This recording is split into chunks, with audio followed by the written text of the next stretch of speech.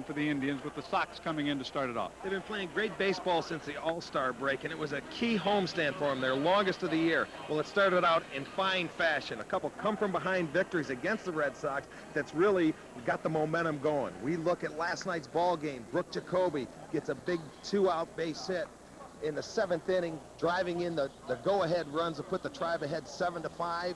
And that's the momentum going right there. They ended up winning that ball game. They scored another run later on. And then in Monday night's ball game, Carlos Baerga, that man that scores right there, comes up in the bottom of the 8th inning, 2 outs, and hits a 3-run home run to give the Indians that lead. And that's things that build momentum on, and this Cleveland Ball Club has really been doing that since the break. And you look at the chance to go for the sweep tonight, that will put the Indians in some uncharted waters here in this ballpark. Oh, it certainly will. They have not yet swept the Red Sox here in Cleveland Stadium, ever. And if you look at it, that is something else. It's the first 4-game sweep since 1960. They did that in Fenway Park, and they're going to have their work cut out for them tonight for that 4-game sweep. And you can look at the possibility of the sweep by stacking up the stats in the first 3 games. They all favor the Indians, obviously. They really do. I mean, you look at the 11 runs to 19 and the hits 32 to 26 and the home runs, but I think the biggest stat right here is the errors. Boston making 5 errors compared to Cleveland's 1, and all the errors that Boston has made has given the opportunity for the Indians to climb back in the ball game and win it, and that's been the key stat in this series. The Indians do have the best record in the American League East since the All-Star break, and an outstanding offense, now 3rd best in the American League in batting average, but that offense will be tested tonight by the Rocket. By the Rocket. He has won his last 3 ball games, his last 3 starts. Look on the year, 13-7 and a 2.20, but his career against the Indians, 17-2 with a 2.07 earned run average. But I think the biggest stats there, he's had 10 complete games against the Indians and 6 shutouts. So it will be tested, but they're going at him at a good time. They're on an upswing, and Boston is on a downswing. And by the way, the only 2 times they have defeated Roger Clemens have been here in this ballpark. This ballpark has been outstanding for the ace of the Indians who goes tonight, Charles Nagy. Charles Nagy has been brilliant all year, and you dream of this matchup when you get Nagy and Clemens. Both pitchers 2-0 against each other, each team this year, and Nagy 2-0 with a 2.88 lifetime against them coming from that area. It's a great matchup, and I think whoever scores a first run could win this ball game. It's a matchup that people in Cleveland have been looking forward to all week. How big will the crowd be? Well, it should be a good walk-up on a nice night at the ballpark. With more, let's go to Lisa Bercue. Well, John, no doubt, one of the biggest walk-up crowds of the year. As you can see behind me, a sea of people, and rightfully so. One of the greatest pitching matchups of the year for Indians fans. And the Indians have just been plain exciting to watch. An Indians representative just told me 30,000 tickets have been sold. We'll look for more people to come down from downtown after a late night's work. A spirited evening, a spirited crowd. We'll have all that and the act after this. Just about set for baseball tonight at Cleveland Stadium in Cleveland, Ohio. The Boston Red Sox away from Fenway continue to struggle. They are 17-37, 2-5 on their latest road trip and taking on Charles Nagy here tonight. We get set to meet the starters for the Red Sox, the starting lineup of manager Butch Hobson. And it is brought to you tonight by Score Pinnacle. Leading off is the 3rd baseman, Wade Boggs. Billy Hatcher in left field batting 2nd. Bob Zupsik will be the center fielder. He'll bat 3rd tonight. In right field, it's Tom Brunansky, the cleanup hitter. Mo Vaughn, the 1st baseman, bats 5th. Jack Clark, the DH, in the number 6 spot tonight. Jody Reed at 2nd base and batting 7th. Catcher Tony Pena bats 8th for the Red Sox. And the shortstop, young John Valentin, will bat number 9. And looking at Charles Nagy finishing his warm-up pitches, making his 24th start of the season. Has a record of 12-7 and a fine ERA of 2.51. 8 of the 9 complete games for the Indians Charlie owns. You look at the numbers for him on the year, and we all know his last outing, career best 1-hitter at Baltimore, as the Indians won 6-0 that game, and a great matchup tonight. And the defense behind Charles Nagy tonight, it'll be Hill in left. Lofton is not in the lineup after leaving yesterday's ball game with a slight injury, so Howard will play center field. Witten is in right field. The infield, Sorrento, Baerga, Lewis, and Tomey.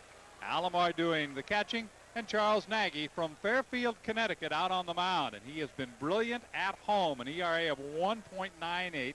5 of his complete games, 2 of his shutouts have been here at Cleveland Stadium. Charles Nagy set to face Wade Boggs.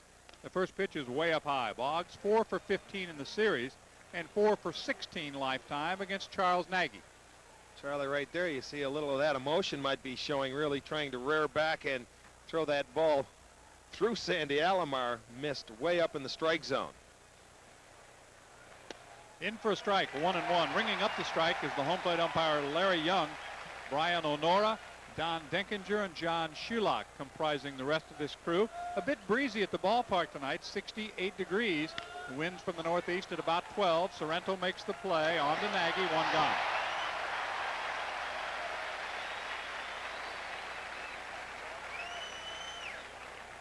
Boggs is out number one. Billy Hatcher, who has never faced Charles Nagy. Billy coming over from the National League from Cincinnati. He's 5 for 10 in the series. He got things started with a bang. Had a big night on Monday. He's cooled a bit since then, returning after a hamstring problem, and his American League average is up over 300. Swing and a miss. Great quote from Charles Nagy, though.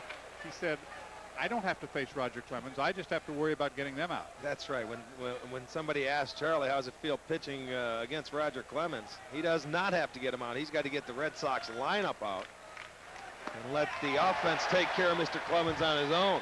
The Rooster, Rick Burleson, is the coach at third for the Boston Red Sox. Al Bumbry at first.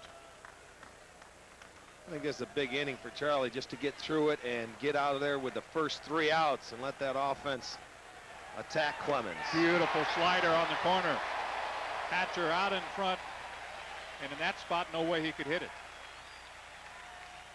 It's a fine breaking ball right here by Nagy, and when he gets ahead in the count, he's awfully tough on the hitters in any team. And you see that one dipping out of the strike zone, and Hatcher swinging out in front and missing out number 2.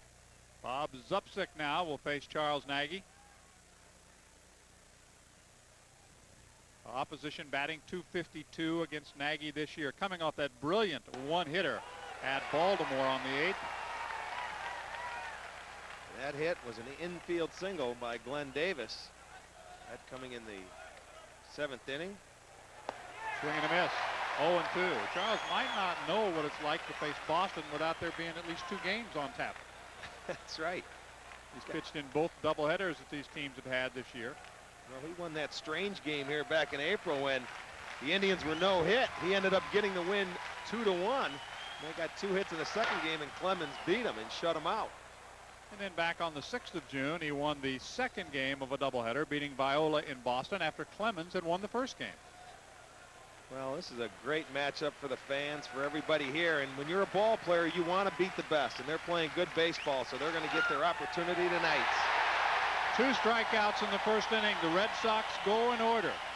Back to meet the Indians after this.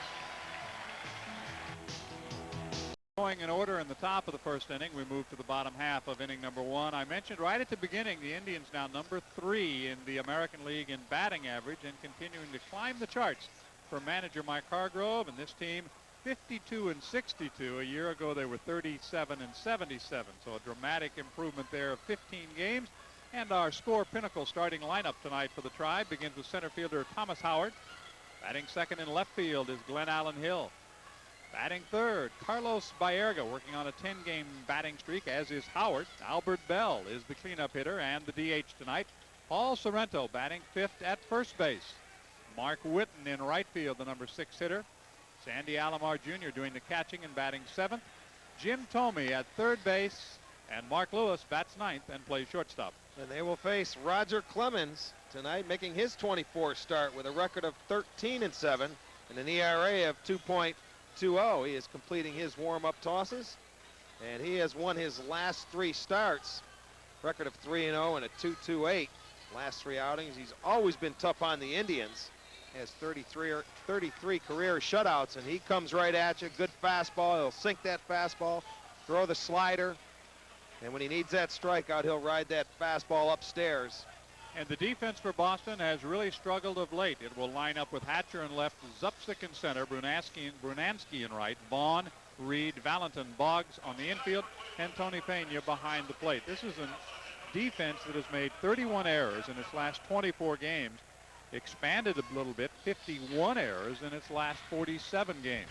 And when you're not scoring runs and giving the opposition opportunities, 4 or 5 outs in an inning, it's very tough to win ball games, and they've had a hard time on the road this year. John, as you mentioned, only 17 wins and 37 losses. Thomas Howard, a 10-game hitting streak, a .303 average, and earlier this year he went 3 for 3 against Roger Clemens. He's 2 for 4 in this series. What is the latest on Kenny Lofton? Well, Kenny Lofton, I believe, is day-to-day now with that wrist, little sprain. I don't know if he'll see action tonight, if he's got a chance to pinch hit, but it'll be day-to-day, and just see how he feels. Fouled back, the coaches for the Cleveland Indians. It's Jeff Newman at third. Davey Nelson handles the job at first base. Howard's numbers not quite as good left-handed as right-handed. Clemens defeated the Yankees his last time out 4-2. Inside with a fastball. Rick has already mentioned April the 12th, part of that doubleheader. The second half, he pitched a two-hitter, winning 3-0. Then on the 6th of June, in the first of a doubleheader, he won the ball game 5-1. Did not go the distance, swing and a miss, and Howard is gone. Clemens tied with the league lead in strikeouts, so he's no stranger to the swing and miss, and you'll see he gets ahead of Howard. After he ran the fastball in on him, he throws that slider down and in. And a very unhittable pitch right there, and a great pitch by Clemens. Brings up Glenn Allen Hill. The major league leader in strikeouts is Cone of the Mets. He's the only one over 200 so far. Fastball right in there. No balls, 1 strike. Glenn Allen batting .257 on the season. He's 2 for 13 with a couple of runs batted in this series. Just outside. 1-1.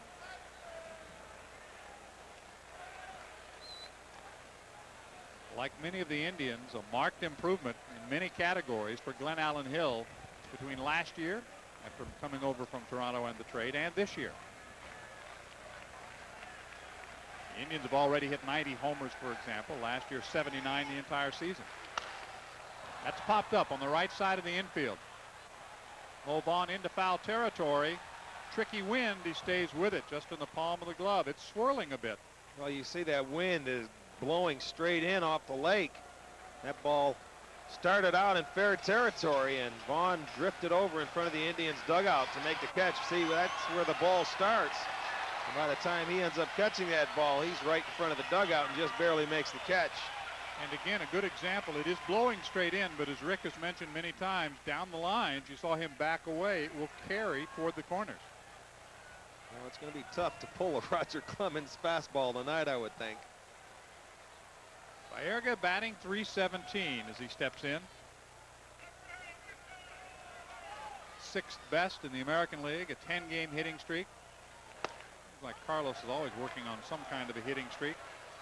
He's 4 for 23 in his career against Clemens, and he's struck out 8 times. No balls, 1 strike, 2 outs, nobody on.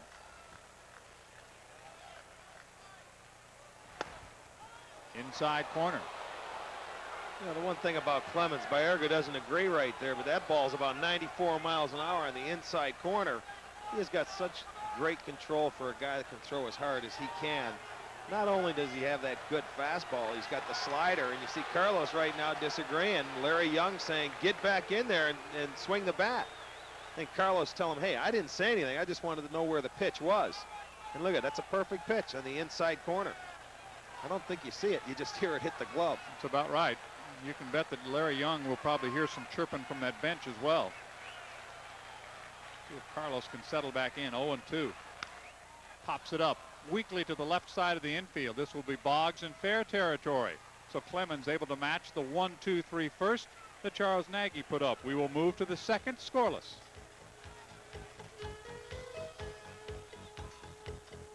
Last chance to see the division power Toronto Blue Jays at the stadium this season is August 14th, 15th, and 16th.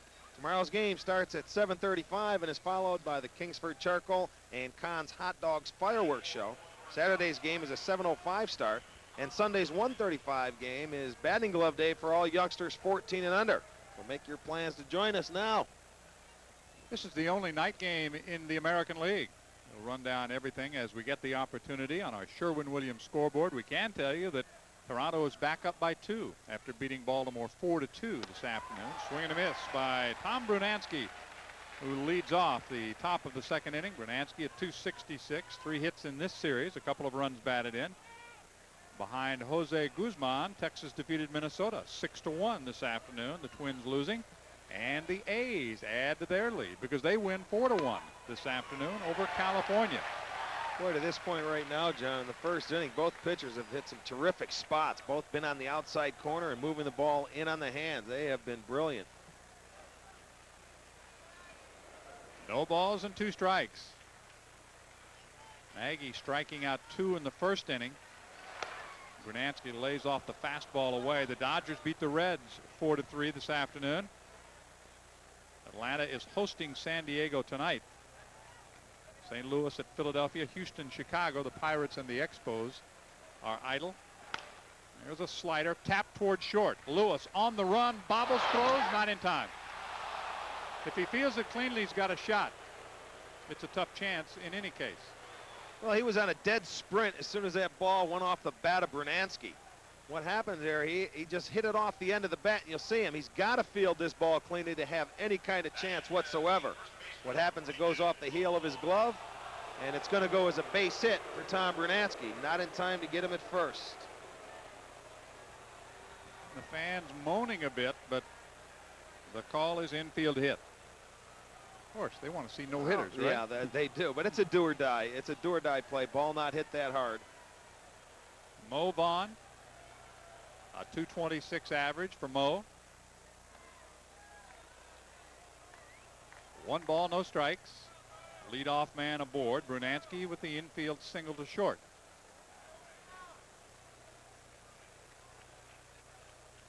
Last 3 weeks, Vaughn has been hitting over 300.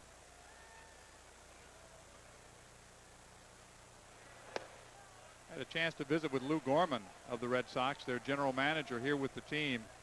He's kind of shaking his head. He said 31 years in baseball, and if you look at our team, you think I'm getting dumber, not smarter.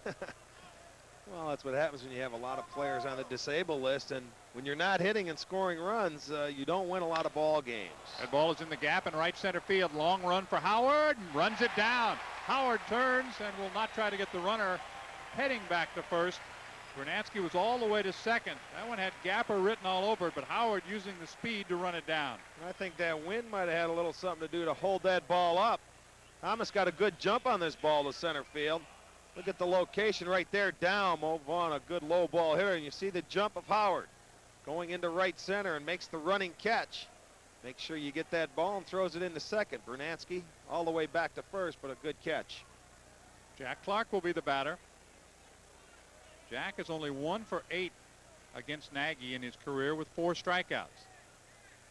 He has the lone Red Sox home run in this series. The Red Sox are last in batting, last in runs, last in stolen bases, and next to last in home runs. And with the leading ERA, still cannot hold them in ball games. This is the first time since 1966 that the Red Sox have been 9 games under 500. You talk about unfamiliar territory. This is a franchise that has not had these kind of struggles in many years. Well, that's the biggest thing. Boston, always a tough town to play, and the fans expect so much. And when they are having a season like this and not contending at this point, they get upset. They're not used to this. Saw Don Zimmer behind Butch Hobson along the bench. Zimmer had been the third base coach, but they moved him to the bench because of his many years of experience.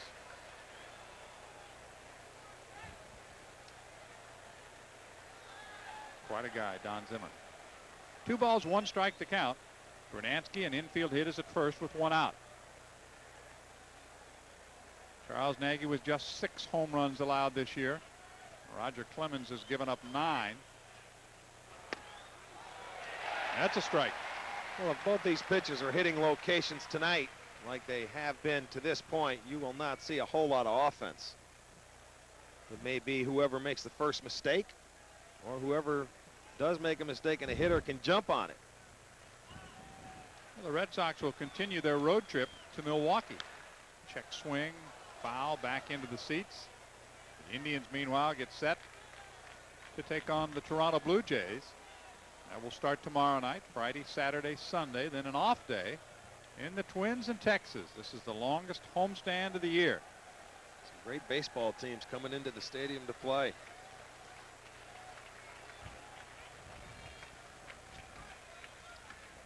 This has to be one of the better matchups here since Swindell Ryan matched up at the stadium a few years back, bounced beyond the Red Sox dugout. 2 balls, 2 strikes, 1 out and 1 on. Scoreless game. He only hit the infield single by Brunansky, and he's at first.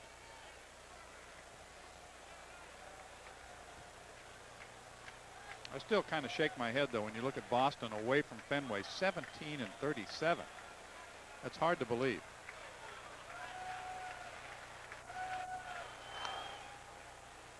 Of course, they've got Burks, Greenwell on the DL. Naring is now on the DL. And by the way, the Red Sox making a roster change today. Plantier was sent down, and Tommy Barrett, Marty's younger brother, a switch hitter, has joined the team. Clark pulls it foul past Rick Burleson.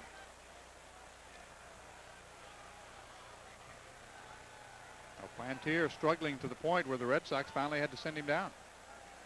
Well, he came up that last year and had such a great half the year for him, and they expected big things from him this year, and it looks like some pitching made some adjustments on him, and he has just not resurfaced. So now he's back and trying to get on track down in Pawtucket. 2 balls, 2 strikes, 1 out, 1 on. Slider throws him, strike 3.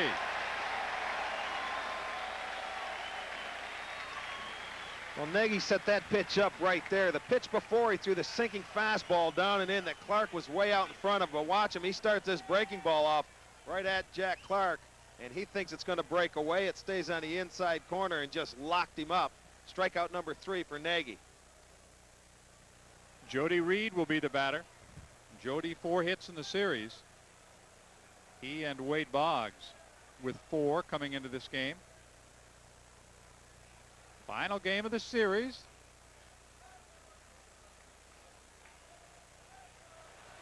The Indians have never defeated Boston 4 straight games here in Cleveland Stadium.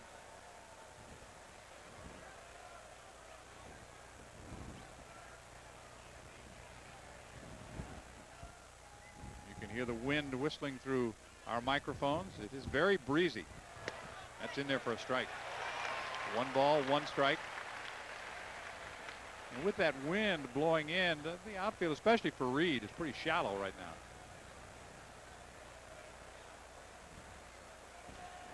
We were given 12 miles an hour at the start of the game. I'd have to say it's a little brisker than that at times. 1 ball, 1 strike to count. There's a slider and a swing and a miss.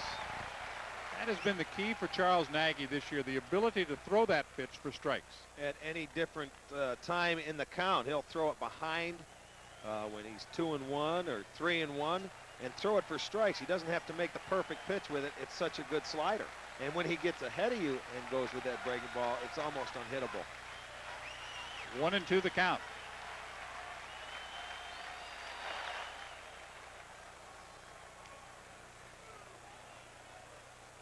A lot of rain in the Cleveland area this morning, a rather gray looking day, but bouncing back pretty nicely this afternoon. I think helping to add to the great walk-up for the ball game. This is a terrific town for fans coming to the games late. Grounded left side. Lewis, no play as that one gets away from him. Lewis in a hurry to get the out at second before he had the ball. Well, we'll wait and see. Both base runners coming this inning on plays to Mark Lewis. What happens, instead of backhanding that ball, he tried to get his body in front of it, and his momentum was carrying him that way.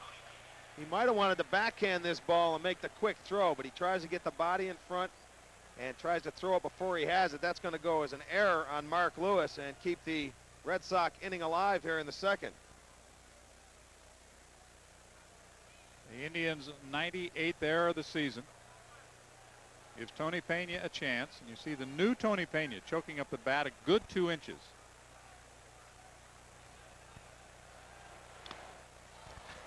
That didn't stop him from taking that big hack like Tony Pena usually does.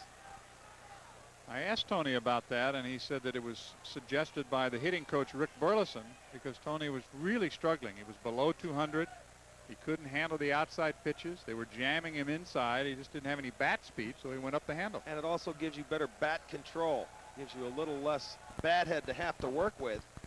And it shortens your swing down. And anytime your swing is shorter, it's going to make your hands quicker. No balls, 1 strike. An infield hit and an error. 2 men on for the Red Sox. No score. We're in the 2nd inning. Great to have you with us here on Sports Channel. Hope you're enjoying the Indians' surge on this homestand, and hope you'll be with us again tomorrow night as the Blue Jays come to town. 1 ball, 1 strike. We have a lot more television action coming your way on Sports Channel throughout this homestand. And it's great to see the excitement in the city. Boy, the fans today were really excited. Charlie Nagy came down to warm up down in the bullpen, and they sort of gave him a standing ovation as he was moving down to get loose. Time called. Pena asking for and getting time from the home plate umpire. Also, the atmosphere around the ball club. Simply going into the clubhouse before the game, they're acting like winners. Well, they expect coming to the ballpark now that they've got a real good chance of winning that ball game. They're coming here. They're all doing their own job, not worried about taking upon their own shoulders doing it. They know they can do it as a team, and that's what they've been doing, John. They haven't been stringing together a 10-game win streak. They've been winning series. You know, 2 out of 3, this one 3 out of 4. They have the opportunity for the sweep today, and slowly but surely you can climb back into the standings.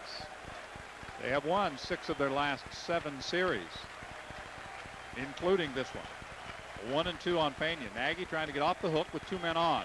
Slider, and he just reaches and fouls it. Not much he could do with that pitch when you throw it there. No, he's lucky to get a piece of that ball, and it's probably because he was choked up. Right now, Nagy trying to get out of this situation with the error. And that's where you pick your teammates up right here. If he can get this out, it'll be a big boost for the defense. 1 ball, 2 strikes. 25-year-old Charles Nagy from Fairfield, Connecticut.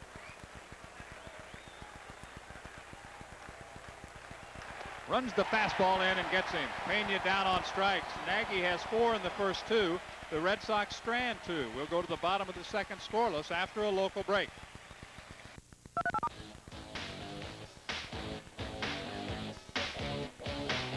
Hot dogs go with Kingsford charcoal like baseball and fireworks. That's exactly what you'll get tomorrow, August 14th, versus the Toronto Blue Jays at 7:35. After the Tribe battles the Jays, fans will be treated to a fireworks spectacular courtesy of Cons and Kingsford. Be sure to look for the great ticket offer wherever these products are sold. Good job by Charles Nagy to pick up Mark Lewis, getting the strikeout to end the inning, keep this game scoreless after the Red Sox had gotten a runner to second base. We continue to send our greetings along to Tommy Hamilton, Herb Score's broadcast partner, who is recouping from his surgery. Of course, Tommy's taken it in the right vein. He suffered the Achilles injury, and he said he thought it was maybe on his 4th or 5th dunk when he was playing basketball. That'll be more than 4 or 5 dunks next year, I'll guarantee it. Really, get well, Tommy. I think he said that if he could shoot better, it would never have happened because the game would have been over before he got hurt. Here's Albert Bell. Albert with 2 home runs on Monday night. 2 of his 3 hits in this series. Chops it foul down the third baseline. Albert, not much luck against Clemens, but he's not alone. He's only 2 for 17 in his career, and he has struck out 8 times. Yeah, you're exactly right. When a pitcher's 17-2 against your club, there's not a whole lot of hitters having a lot of success against that man. Here's the 0-1. 1 ball, 1 strike. What about umpires for a game like this when they know they've got 2 good pitchers going? Do they get a little extra pumped up? Sure they do. They know it's a big matchup coming into it, and they just want to be consistent. These guys they know are going to work quick. They're going to be around the plate because I'm sure the Larry Young, for example, has had both these pitchers before in his career. He knows their style and has an idea how they like to work. It's a great matchup, I think, for everybody involved. The players, the umpires, the fans. This is what baseball is all about right here. And you saw Albert Bell, as you check some more numbers there on Roger Clemens. Albert Bell checking to make sure that pitch he fouled off was a strike. It was probably close. Here's the 1-2. That's not. 2 balls, 2 strikes. You see Tony Pena with nobody on base. Flat to the ground. Well, Clemens only needs 53 strikeouts, make that 52 now to become the 3rd AL pitcher ever with 7 straight 200 strikeout seasons. The other two was Johnson back in 1910 through 16 and Waddle from 1902 to 1908. So it's been a while. It has been a long while. 2 balls and 2 strikes on Albert Bell, who leads off the second inning. Scoreless ball game. The only hit, the infield hit by Brunansky to lead off the second. What do you do if Nagy doesn't give up another hit the rest of the game? I don't know. Slider outside. Full count. 3 balls and 2 strikes. Clemens, an outstanding ratio. 148 strikeouts. Only 44 walks through 181 innings. They got Albert to go for ball 4 that time. Well, he didn't give in and go right at Albert with the 4-seam fastball. What he does, goes with a 2-seamer and tries to sink it, which it does, and it's out of the strike zone. You'll see it right at the end, and Albert looking for the straight fastball, gets a sinking one. That's what makes Clemens so tough. And you can, you got to sit up. You're going to look for his fastball. You're not going to hit any other pitch. Paul Sorrento takes the strike. Paul is 2 for 5 in the series and has 2 hits in his career off Roger Clemens. 286 his average. 14 homers and 43 runs batted in. He has certainly laid claim to first base the way he has produced. Well, as he said in the past, all he wanted was an opportunity to get a lot of at-bats or string some at-bats together, and he's done exactly that. He's really picked up the tempo and has been solid offensively since the beginning of June. If his mom and dad are still in town. Oh, I'm sure. Why would they leave with this matchup? 2-1 the count on Paul Sorrento. 1 out, nobody on. Clemens has gotten the first 4 tonight. Sorrento lays off that low fastball. 3-1. This is what you try to do as a hitter when you're facing a Roger Clemens, is get the count in your favor. And then when you do, you got to sit on that fastball. And if you get it, you better hit it. Don't foul it off. Like that. Exactly what he did. Full count, 3-2. Of course, it's easy to say. Oh, you're exactly right. It's not easier said than done. But when you do get that opportunity to get him in that count, you've got to sit on his best pitch, which is a fastball, and you can't foul it off. Because now, I mean, he's got to look for a fastball again, but Clemens can do a number of things right here in this situation. He could throw him the slider. He could also try to sink it. Or he may challenge him. We'll see.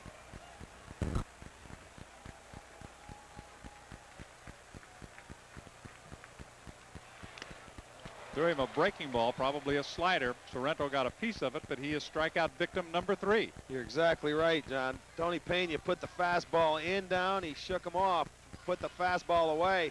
Comes with the hard slider, and watch him. He'll go in on the hands of Sorrento. And you see Sorrento cannot catch up with that ball, and it's just a perfect spot. That ball looks like a fastball. The last second it runs in on your hands. That is a fastball upstairs to Mark Whitten. 4 for 11 in the series. He has only 1 career hit against Roger Clemens. In for a strike. 1 ball, 1 strike. You got to love the way these two pitchers work. Take the baseball and get it up there. I think a lot of other pitchers should take notice of these guys. Of course, a lot of guys don't have the stuff that these two pitchers have, but they know what they want to do. They want to get the baseball and throw it. When you do that, you get better defense played behind you. You're around the strike zone, and you may get a few better calls from the umpires. 2-1 the count here. Clemens has been behind both Bell and Sorrento. Comes back to even it at 2-2 with a breaking ball.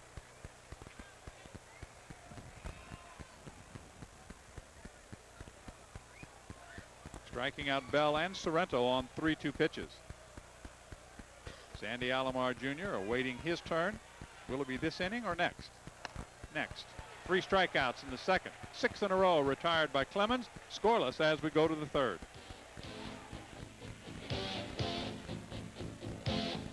So far, Nagy and Clemens have lived up to expectations. Scoreless in the third. On most airlines, business travelers usually buy an unrestricted coach ticket and get this seat. So what's the difference? With Continental's A fare, the same ticket gets you this seat. That's the difference. To this point, 4 strikeouts in 2 innings for both Charles Nagy and Roger Clemens. There you see it. They're keeping tabs on it. Great matchup tonight in Cleveland Stadium. John Valentin will lead it off. He's never faced Charles Nagy. John is hitless in the series. First pitch is outside. Pretty obvious to see the difference in pitching style. Clemens throws the ball harder than Charles Nagy. Charles will do more of that than Roger Clemens. That was a straight changeup there by Nagy. You're right, he may throw some more breaking balls, but when you have a 94-mile-an-hour fastball, you can't be afraid to use it. 1 ball, 1 strike. Nobody out and nobody on. The Red Sox had 2 base runners in the second, an infield hit and an error. 2-1 the count, and let's update our Sherwin-Williams scoreboard for you. 4-2 Toronto over Baltimore. They scored late to pull that one out and reclaim a 2-game lead. Texas jumping on the Twins, who fall another game behind the A's because Oakland won. 4-1 was the final score. I understand a couple more home runs for McGuire in that ball game. Well, Toronto coming to town tomorrow night. They have not been playing all that well. McGuire now with 37. He had a solo home run and a 2-run home run, and it was 4-1 the final score. For the Orioles today, Glenn Davis stayed hot as he hit a home run. Bounce to the left side, deep at short and off the glove of Lewis. Mark cannot find the handle. Again, if he feels it, it's going to be a tough play. It will be a tough play, but right now you see him shaking his head. He's looking down. It almost looked like he short-armed this ball, John, going into the hole. You'll see the ball gets by Thome there. He is in position, but you'll see that glove doesn't come out. Thome cut in front. He didn't really get out there to make the play. As you said, if he does come up with it, I don't know if he can throw him out, but watch the arm of Lewis. Stayed in tight, did not extend it. Ball goes into left field. It's going to go as an error. It goes as a hit. Oh, I'm sorry. That's okay. You can do your own scoring. I don't have a problem with that. This could be 2. Baerga there and plenty of time for the double play. Thome starts it around the horn, and again they pick up the play by the shortstop Lewis. Again, Nagy is right. Bails him out with 1 pitch, and Wade Boggs does not swing at the first pitch too often. He does this time and helps out the Indians defense. Gets it over to Thome. Gets it to Baerga, makes the relay over to Sereno. 2 outs. The 124th double play by the Indians. And then one of the keys to that, since Carlos Baerga was moved from 3rd to 2nd, he has just been outstanding in making the pivot, turning the double play. Billy Hatcher struck out his first time up. In that respect, because he's so stocky and he's got those big legs, he reminds me of a guy who could turn it as well as anybody, and that was Bill Mazeroski. You're right. Carlos' hands are so quick, and he's got such a strong throwing arm. He can get rid of that ball very quickly. Now, that was Mazeroski. You didn't know if it ever even That's touched right. his glove. He used a very small glove, if I recall. There's the slider. Strike. 1-2 the count.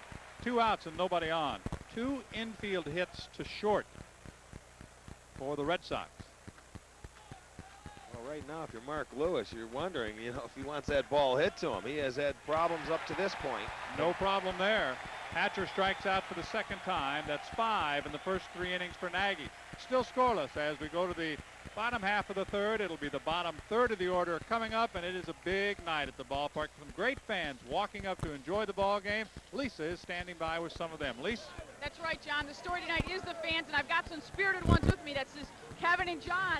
Show them what you got, Kevin and John. You gotta believe. You gotta believe in the tribe. The tribe's gonna do it this year. Now, what kind of response have you been getting as you walk throughout the stadium? Oh, the fans are loving it. The fans are really into it. It's great. It's been like something like 38 years. The fans are really getting behind the team, and that's what they deserve. This team's doing good this year. They're a young team, but still, they're gonna do it this year. We're convinced. Now, they also have another side to the sign. Let's see that one, you guys. Worst to first. Could you explain that for people that aren't pure baseball fans? Sure.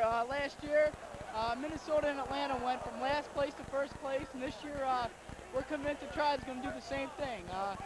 They had a tough start in June, but they've been doing good so far. They're going to win tonight. That'll make them 30-30 at home, and we're really look at all the people here. We've really been convinced we're going to have a good season. Well, they sure are excited, as everybody else is, as you certainly can tell. I've seen a lot of brooms. Hopefully the Indians will come through with the sweep tonight, John. It's a little hard to hear you guys because the crowd is in an uproar. Well, that's good. We'd like to see that, Lisa. Grab one of those brooms. Come up. You can help Rick clean up the booth after the game, okay? I'll try and bring one up for you guys. All right, thanks. There's Charles Nagy, 5 strikeouts in the first 3 innings. A couple of infield hits and 1 error behind him, and the fans are having a great time at the ballpark. There they are. They've got their brooms out, but before they do that, they better solve the man that's on the mound, and Roger Clemens. Set 6 straight down, 4 of them on strikeouts. Well, obviously it's warmer down there than it is up here. No, John, they're just younger. Their blood flows a little better than ours. I think you're right. Sandy Alomar Jr. will lead it off against Roger Clemens. Clemens striking out the side in the 2nd inning. He has 4 Ks so far. Charles Nagy with 5.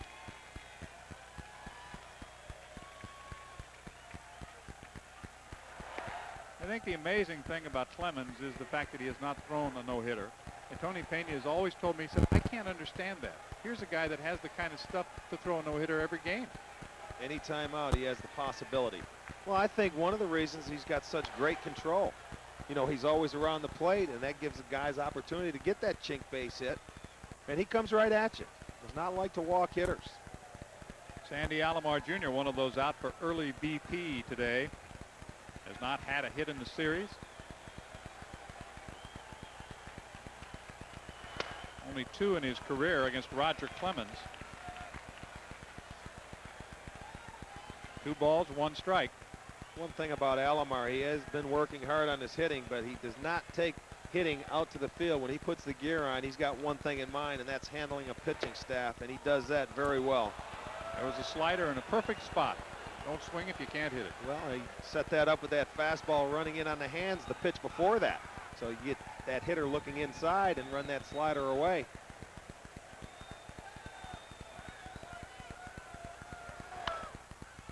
Pop foul straight behind home plate. It'll be back on the screen. In the National League, the Cardinals and the Phillies were rained out, and Atlanta has jumped on top of San Diego 3-0 in the first inning. Chicago and Houston will start a little bit later. We're in the bottom of the 3rd here. 2 hits so far in the ball game, both infield hits belonging to the Boston Red Sox. Low and inside. 3 balls, 2 strikes. Clemens has seen that count a few times already. 3rd time tonight, only the 3rd inning, but his last 2 times to Bell and Sorrento, he got strikeouts. Up the middle, a base hit. Leadoff man aboard. First hit of the night for the Indians. Well, he chose to go with the slider right there to Alomar on the 3-2 count, but he left this one about the middle of the plate, John. And what happened? Sandy Alomar, not trying to pull it, goes right back up the middle. Good hitting by Alomar, and a bad location right there by Clemens.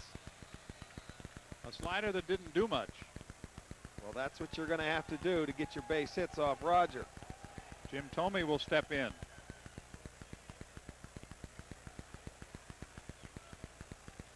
Another out for early batting practice. Jim is 1 for 7 in the series and is averaging even 200. Inside with a fastball.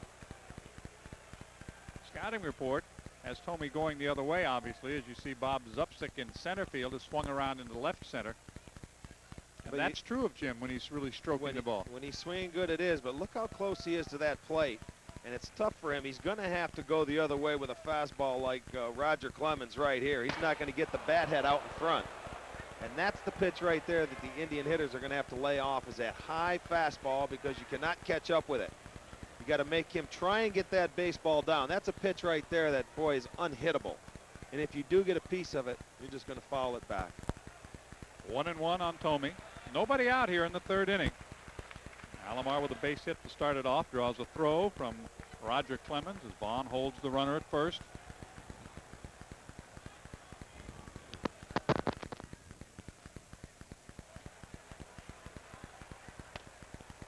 Down too low. You I mentioned the Indians. Keep in mind, they've won 52 games this year. Last year, for the whole season, 57. Stolen bases, 99 already, 84 all of last year. Team batting average is up by 11. Team earned run average is down from 423 to 402. Fouled away. Double plays. Last year they had 150 for the season. Already this year 124. In tonight's Ohio Lottery drawing, these are the winning numbers. In the pick 3 game, 3-5-1, and in the pick 4 game, 0-5-9-8. 2 balls, 2 strikes. Alomar at first, and nobody out. Roger doing a little practicing. You were talking about the numbers improving. You know, it started out this year very slowly for the Indians, but they have kept coming on and coming on. And on to first, it's a double play. 4-6-3 on the twin killing. 2 gone.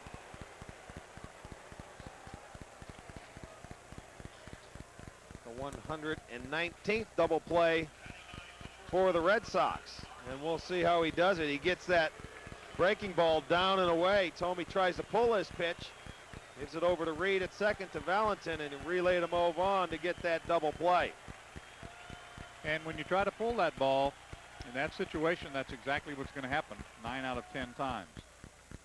Well, in Thome's defense, you get geared for that fastball, and he drops that breaking ball away, and you're geared for it, so you try and pull it. Mark Lewis working on a 4-game hitting streak. You can see the Band-Aid that he's wearing because he had some minor surgery. Pretty good numbers in his last 10 games. The only Indian player who's not participated in this series is Felix Fermin. 1-2 the count. There's a lot more Indians action to come, so sit back and open a nice cold Budweiser for that clean, crisp taste that only comes from the king of beers. 2 outs and nobody on. The Indians had the leadoff hit, but the double play took care of that. Strike 3. That is 5. The pitchers have matched K's on their cards through 3. Each has struck out 5. We go to the 4th inning. Zupsik, Brunansky, Vaughn due up after a local break.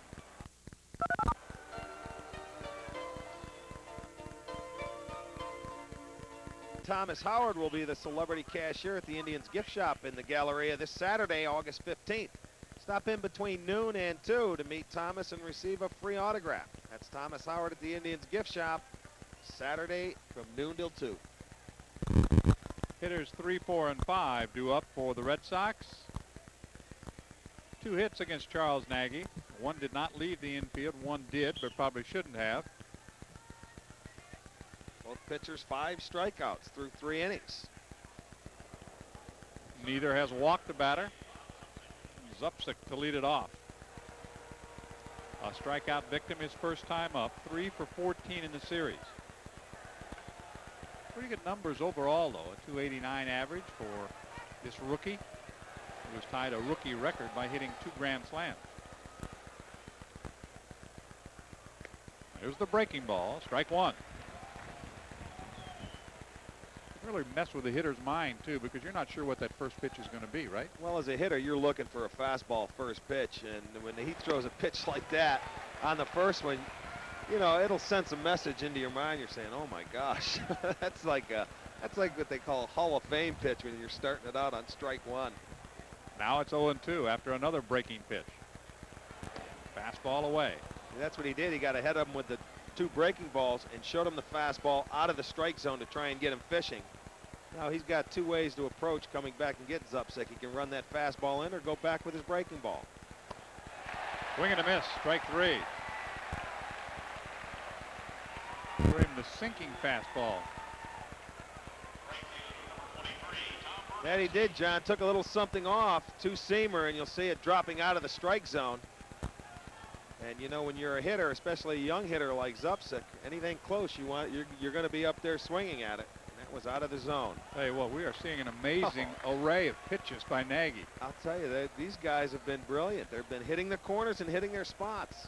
That's why they both, well, now Nagy 6 strikeouts and Clemens 5. Bouncer to second base. Baerga. On to Sorrento.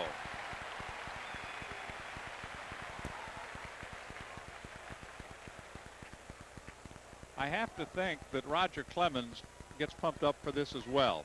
A, he saw how big the crowd was going to be. B, he knows his offense is not doing much. He knows that it's up to him to go out there and get them deep into this ball game. I think the difference between the two, though, is Clemens has been there many more times than Nagy has. He's matched up with everybody's best starter, Roger Clemens, and he has been in a few more bigger games than Nagy, so I'm sure he's well aware of the job he has to do. A 1, 2, 3, fourth inning. Still a scoreless ball game. The top of the order, we will meet Thomas Howard, who will lead off when we come back.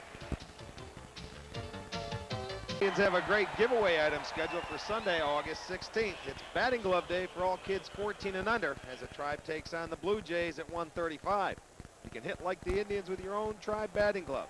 Tickets are available in advance at the stadium and at all Ticketmaster outlets.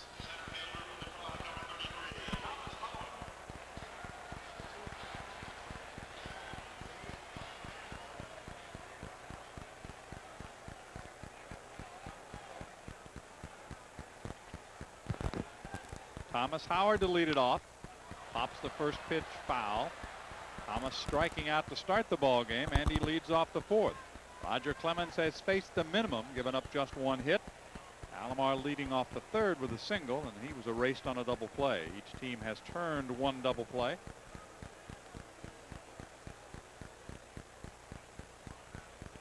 Scoreless ball game, and we're in the bottom of the fourth inning. Along with Lisa Burkue and Rick Manning, I'm John Sanders. Great to have you with us tonight. Off the end of the bat. Great stop at short by Valentin, but he cannot throw him out.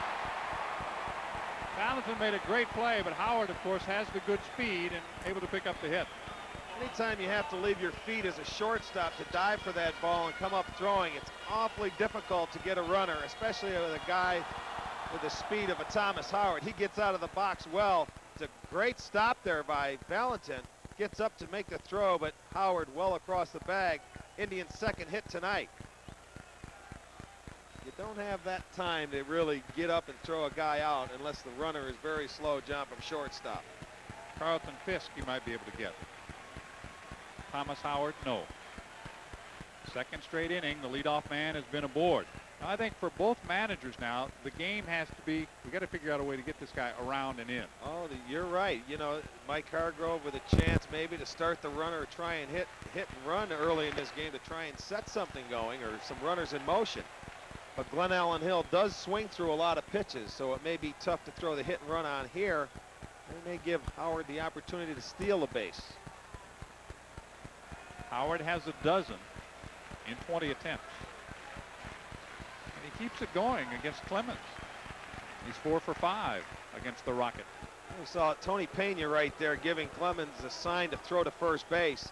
That's with the old thumb. He's throwing back and pointing towards first, and that's just the sign they get from the bench to let Clemens know to keep him close.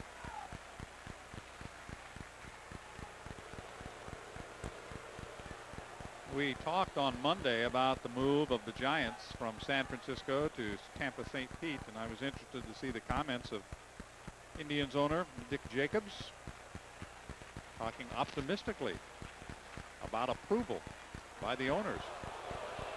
Almost got caught by going back standing up. Well, in the AL, they only need a majority of them, and that's 8 out of the 14 teams.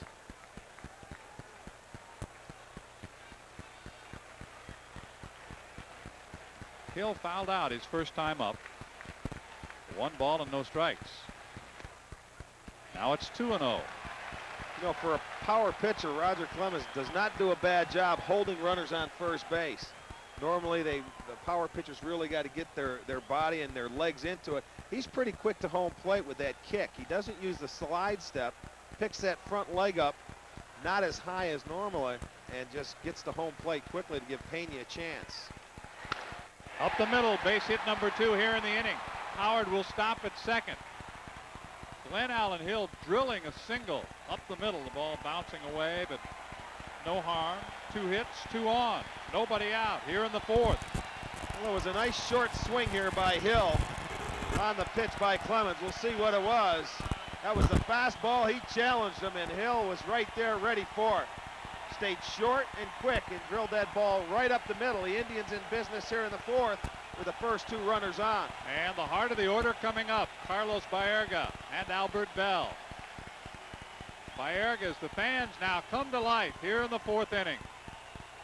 A scoreless ball game, but the Indians have set the table for the guys who are and have been delivering the runs batted in.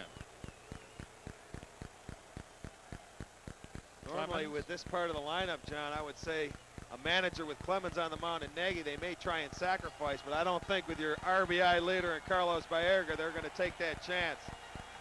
That may have been part of the discussion between Clemens, Boggs, and Pena. We'll see how they decide to play it defensively.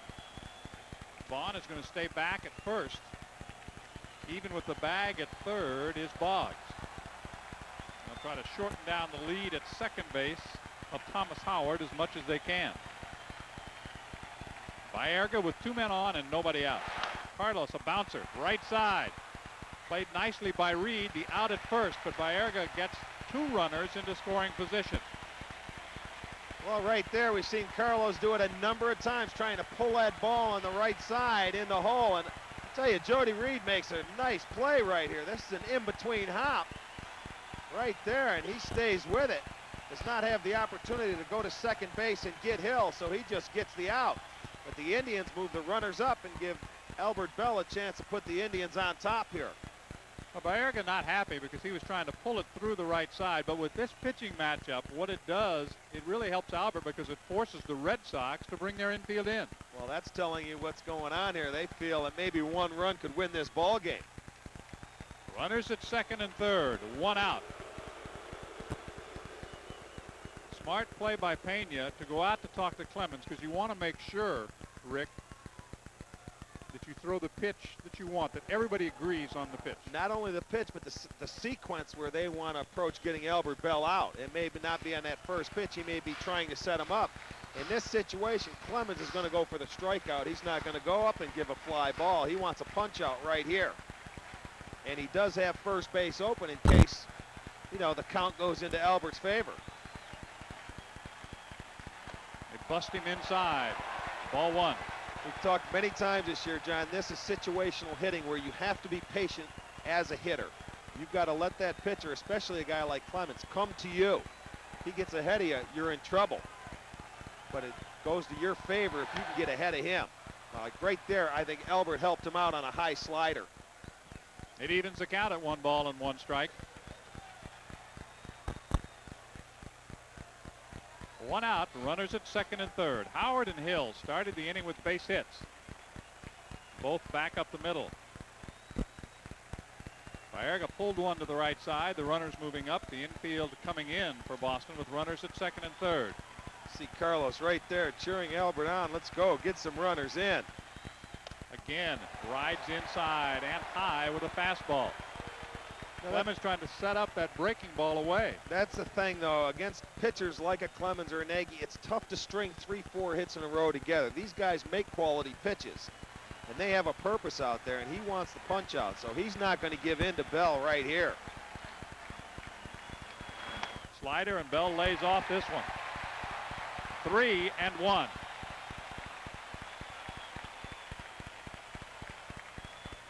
I think in the back of his mind he's going to say, well, if I walk him, it's not all bad. Absolutely. He's got a chance to get a double play, even though the left-hander is on deck. So Albert here has got to be a little patient and look for a good ball to drive. He had a chance. Had it and missed it.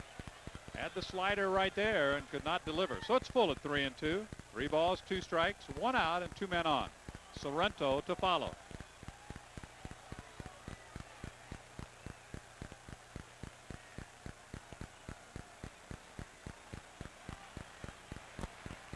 Try and get a run across here right now. That'll really get this crowd into it. You saw Pena shift outside as if it might be either the fastball or the slider away from Albert Bell. And they may be setting Albert Bell up there, trying to get him to look back where Pena was sitting up and come right back in. Way up high. Clemens trying to overthrow a fastball away. It sails and the bases are loaded. But as I said, for Clemens, that's not all bad news. He can still get out of this inning. Yes, he can. What he did, he tried to drop down a little bit and show Bell a little different angle on that fastball. That's why he left it up in the strike zone. changed his release point. Yes, he did. Paul Sorrento to the plate. Sorrento struck out his first time up.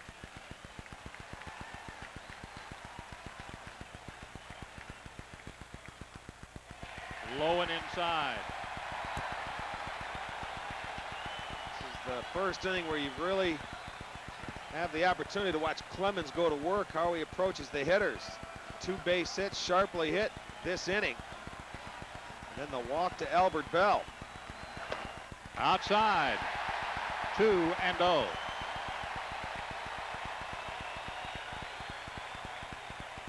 The bases loaded here in the 4th. Only 1 out. Clemens behind in the count.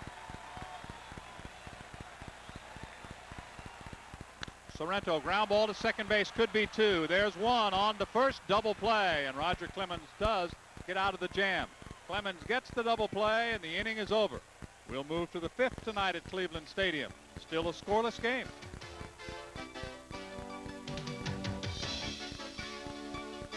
Authorized under television rights granted by the Cleveland Indians solely for the entertainment of our audience. Any publication, reproduction, rebroadcast, or other use of the pictures, descriptions, and accounts of this game without the express written consent of the Cleveland Indians is prohibited.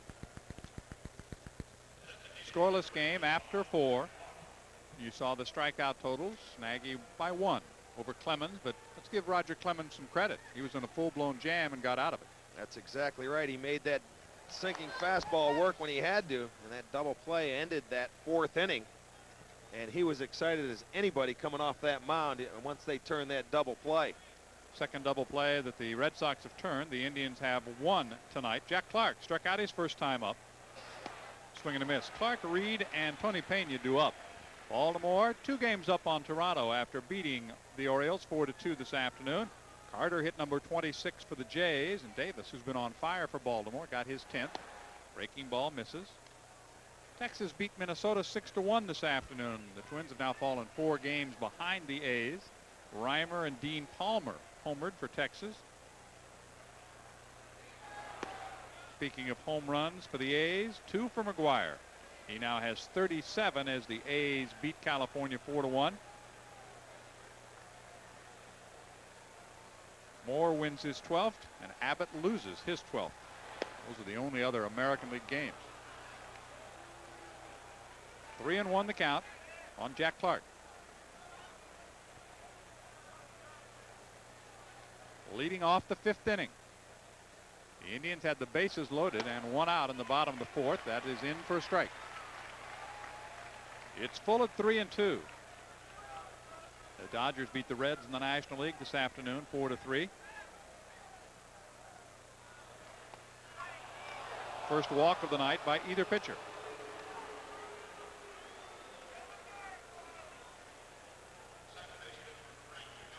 That did not miss by much. He's tried to get Jack Clark with that same pitch he got him the first time. Started that breaking ball out at him, but what happened, that ball goes down in the strike zone, just out of it right here.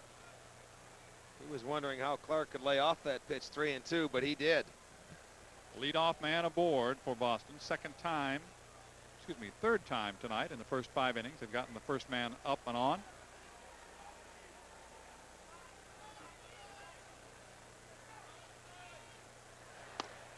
Up high for a ball. And you'll see how Butch Hobson right there has Reed sacrificing, wanting to get that runner in scoring position and hope they can get a base hit and try and get that first run across. The Indians have 3 hits. The Red Sox have 2. Talk about hot hitters. Terry Pendleton, a home run tonight for Atlanta. A 3-run shot in the first inning, his 17th. Bunted up the first baseline. Nagy makes the tag for the out. That was a great bunt there by Jody Reed. You know, in a way, I thought they may try and let that ball go foul, but it looked like it was dying right at the end. So Nagy runs over, picks it up, and tags Reed. It's right on the cut of the grass going, and sometimes they'll let that ball go foul, but I don't know if that ball would have, John. I'm kind of like you. If it had leaked onto the dirt, you might have had a chance of letting it go foul. But you know when you can get the out. Get it when you can. Puts Clark at second base for Tony Pena, who struck out his first time up. Pena struck out with runners at first and second to end the 2nd inning. Pulls the slider toward his own dugout. No balls, 1 strike. Talking to Tony before the ball game, he is one of the potential free agents on this ball club, and there are a lot. Boggs, Brunansky, Harris, Hatcher, Pena, Reardon, Winningham. There's going to be a lot of free agents around baseball at the end of this year. There have been rumors that Tony has been offered for trades. Reportedly, one of the deals we heard was that the Pirates offered Mike LaValliere for Tony Pena. That was a trade they made a few years back. The one that brought Andy Van Slyke to the Pirates and sent Pena to the Cardinals.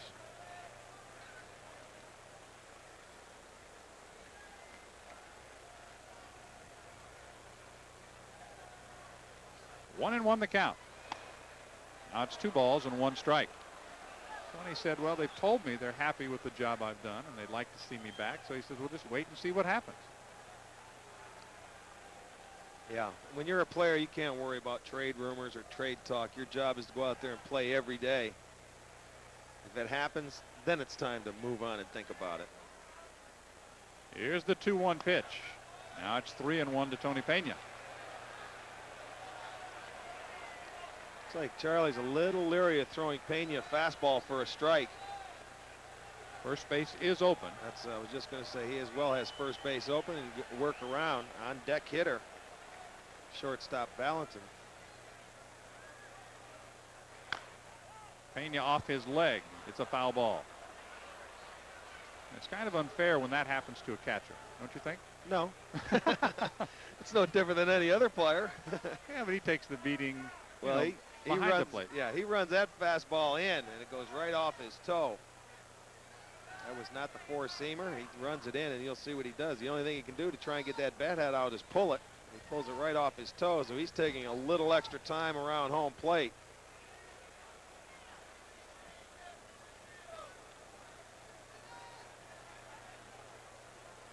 Anytime a player does that, usually the opposing dugout is howling and screeching like dogs on you.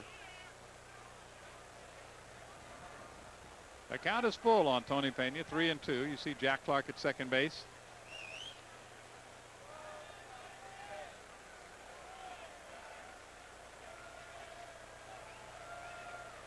Scoreless ball game, top half of the 5th inning. Great to have you with us tonight from the stadium. Pena just flips it foul down the right field line. Still full at 3-2, and Tony's still trying to walk off that dinger on his foot. He's just starting to get some feeling back in there.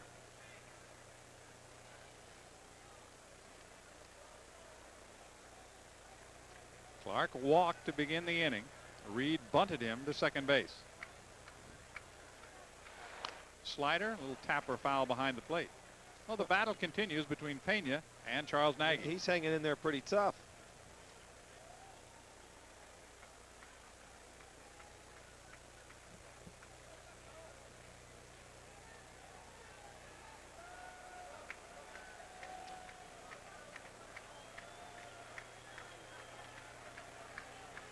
Twice this year, Charles Nagy has struck out 10 batters in a game. He has 6 to this point.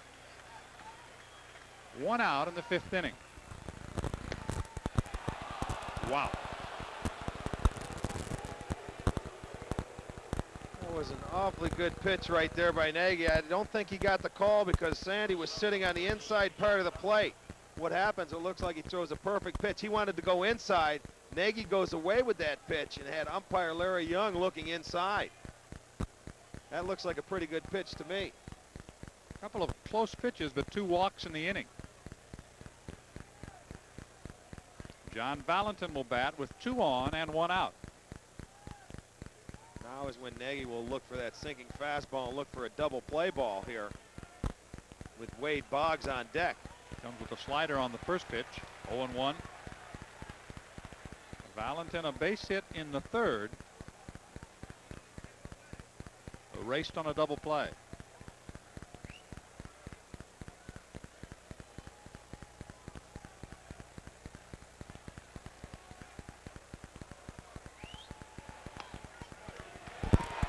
again. Sandy looking away, and the ball caught the inside corner. Well, normally when you throw the breaking ball to a hitter, it's going to be away. You don't want to start it at him, but Nagy just threw that ball at him and came to the inside part of the plate, but he was sitting on that part of the plate, had a good look at that pitch. 0-2 the count on Valentin. There's the sinker. 1 ball, 2 strikes. 1 out and 2 men on, both on walks here in the inning.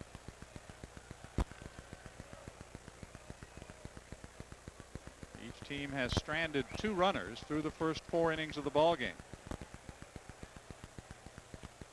And so far, these guys have given us what we expected, a lot of zeros. Pulls the slider foul outside of third.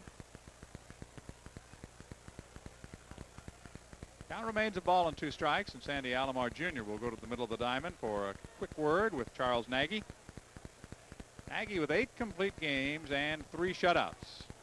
He has pitched brilliantly here in Cleveland Stadium this year. And in his losses, he hasn't really gotten much support at all. No, he has not. The 7 losses this season, the Indians scored a total of only 10 runs, and he's been blanked 3 times. 8 of those 10 runs have come in 2 games. 1-2 the count.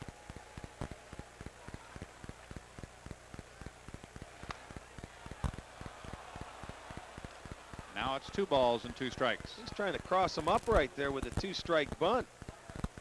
For the 9th place hitter, not a bad idea. Thome 5 or 6 steps behind third base with 2 strikes, trying to knock anything down on the ground.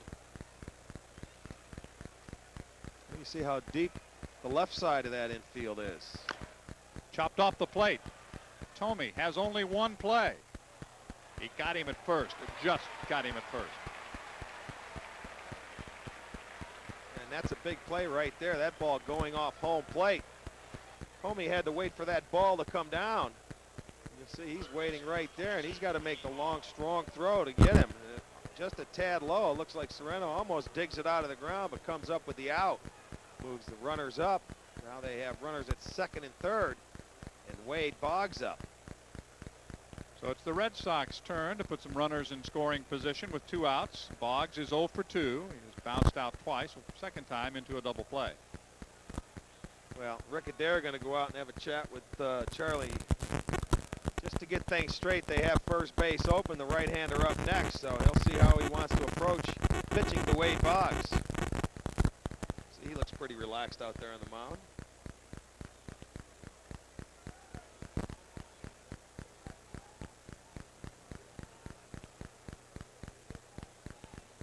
Two outs and 2 on for Boggs.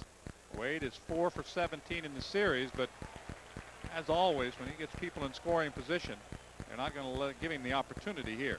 This will be the 3rd walk of the inning, the first intentional by Charles Nagy tonight. It will load the bases for Billy Hatcher. Well, he'll have to concentrate and go right at Hatcher, try and get ahead of him. There's no room for a mistake now. Roger Clemens pitching around a bases loaded 1-out situation in the bottom of the 4th.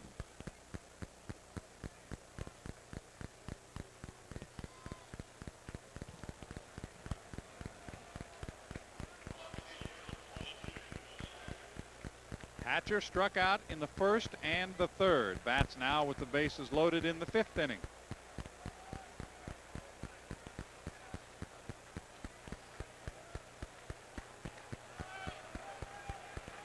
Coming over from the Cincinnati Reds. That's a base hit into right field. 1 run is in. 2 runs will score. The Red Sox break through and lead 2-0.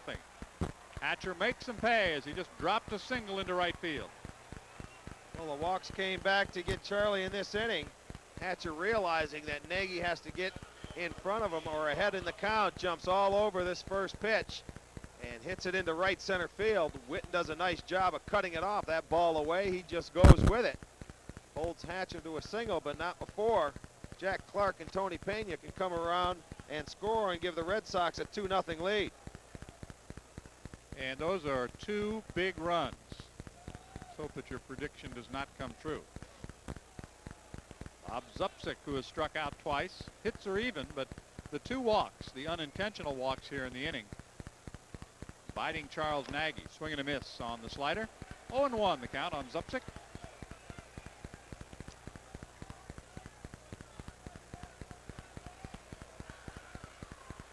Takes a long look at Rick Burleson, who is also the Red Sox hitting coach, now the third base coach as well.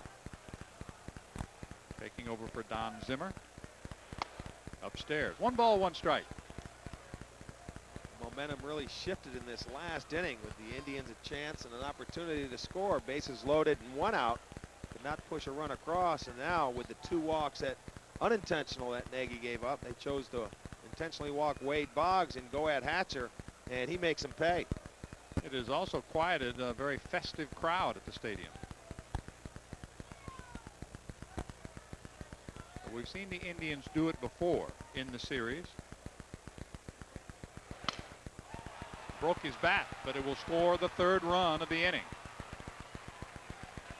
Zupsik strong enough to get the ball into center field. Boggs scores 3-0. Well, he fights this ball off. Charlie going inside with a breaking ball, but left it upstairs. He breaks his bat enough to get it out there. Red Sox now 3-0, and runners on first and second, still 2 outs. For Tom Brunansky. The walks on close calls here in the inning coming back to haunt Charles Nagy. All 3 runners who scored were runners who walked. The last one was intentional, and Hatcher followed with a base hit into right center, driving in 2. Zupsik, a broken bat single to center field, driving in the 3rd run. Brunansky has an infield hit and a ground out so far tonight. 3-0. Boston has the lead. 0-2 the count. Hatcher and Zupsik, the base runners.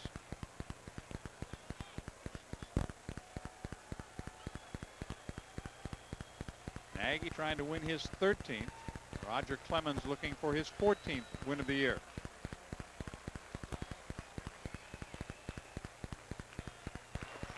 Blocked by Alomar. 1-2 the count. Brunansky wants the umpire to take a look at the ball, and we'll have a new one put into play.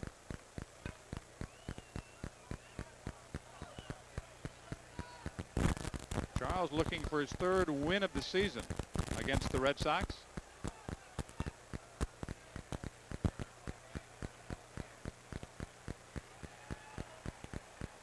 Two on, 2 outs, 3 runs in. High in the air down the right field line. Sorrento toward the stands. Out of play. That wind just pushed that ball into the seats. Gives Tom Brunansky a new life. He'll need some new pants as well.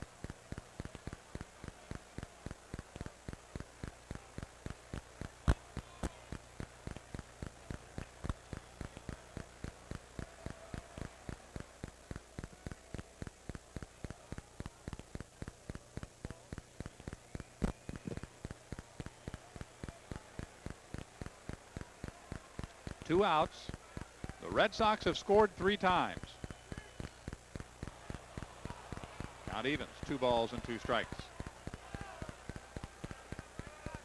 Many people still consider Brunansky the Boston player most likely to be traded before this season is over. Well, the one thing that makes it tough, John, you already mentioned, he is a free agent at the end of the year. Full count, 3-2. Of course, right now anybody that's traded has to go through waivers. And that might not be easy. Some potential type moves have already been blocked by various clubs. As the pennant races continue, a chance, of course, for all the division winners to repeat. That's a base hit into left center field. Hatcher scores run number 4. 4-0 Boston as they put together 3 straight hits with 2 outs to cash in 4 runs. Well, with the runners off on a full count, you'll see Nagy got to go into the strike zone, and Brunansky makes him pay again. That'll score Hatcher. Zupsik to 3rd. Brunansky on first for RBI number 56. It's almost like, John, after that first base hit that Hatcher got, it sort of relieved a little of pressure off the Boston players. And they, you know, Zupsik got a broken bat base hit to score the third run, and right there on the full count, Brunansky. Something we did not think we'd see in the middle part of the ball game is a busy bullpen, but it's Armstrong who begins to loosen. Keep in mind that Charles has gone fewer than 6 innings only once this year, and fewer than 7 only 3 times. This is not the part of the ball game where he expects to see somebody in the bullpen.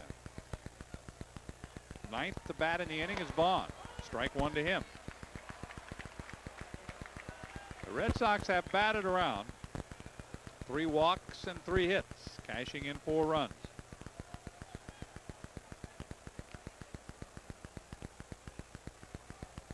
Red Sox playing for 1 with the sacrifice, but they get the bonus. Charles runs into some control problems. Of course, the intentional walk, and then Hatcher taking care of that. It was Hatcher, Zupsik, and Brunansky with base hits with 2 outs. 4-0. Boston on top, 4 runs on 5 hits.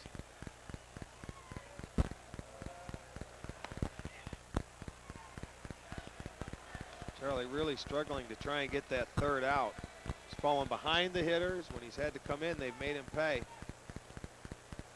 And that is always the toughest out to get, that last one. Must have been nights the first one's tough to get. Here's the 2-1. 3 balls, 1 strike.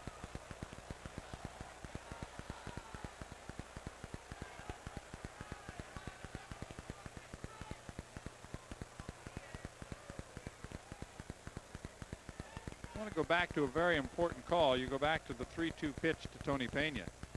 Turned out to be ball 4 instead of strike 3.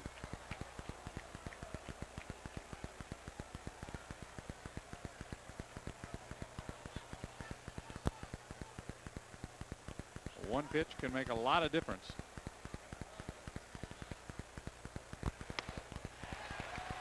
There is strikeout number 7. Finally, the inning is over after 9 come to the plate.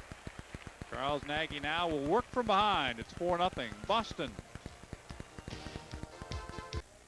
Hey, Indians fans, have you entered the Sports Channel Discount Drug Mart Defensive Player of the Game contest? If not, send a postcard with your name, address, and phone number to Sports Channel, P.O. Box 31236, Independence, Ohio 44131. We'll select a Defensive Player of the Game. If we've chosen your postcard, you win a Rawlings baseball glove courtesy of Koenig Sporting Goods and a pair of box seats to an Indians game courtesy of C.M. Stefanoff Jewelers. You can enter as often as you like, but you can only win 1 time. 4-1. All the runs coming in the 5th inning. We move to number 6. Jack Clark, who led off that 5th inning, reached on a walk. The first pitch is outside for a ball. He was sacrificed to second. Then on a very close 3-2 pitch, Tony Pena walked. And that kind of opened the door for the Red Sox. Grounded to short.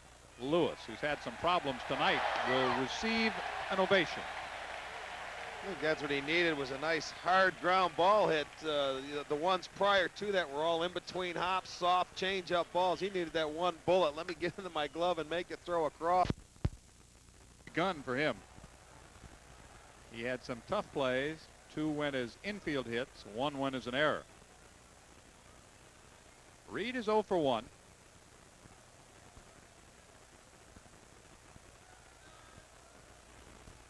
Four to 1. Boston on top. Called strike.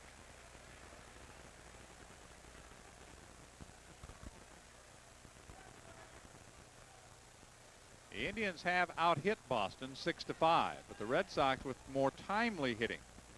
And the bases loaded with 2 outs and came up with 3 straight base hits, cashing in 4 runs. 1 ball and 1 strike. And Charlie's not really looked too comfortable since all of that started. Of course, it will make you uncomfortable, I suppose. Yes, it will, when you realize you're pitching. He came out early and really did a great job getting ahead of the hitters, but that 1 inning with the 3 walks did it. But right now, all he's got to do, he's got to hold them, give that offense a chance to come back in and score some more runs. Charles has struck out 7. 3 walks, 1 intentional. And those are 3 of the runs that scored. 2-2 the count.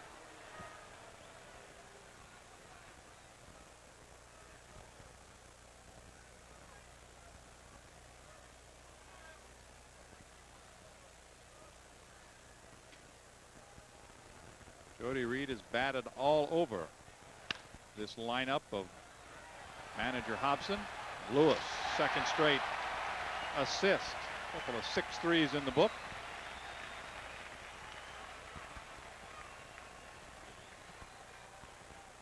Tony Pena will come up with 2 outs and nobody on.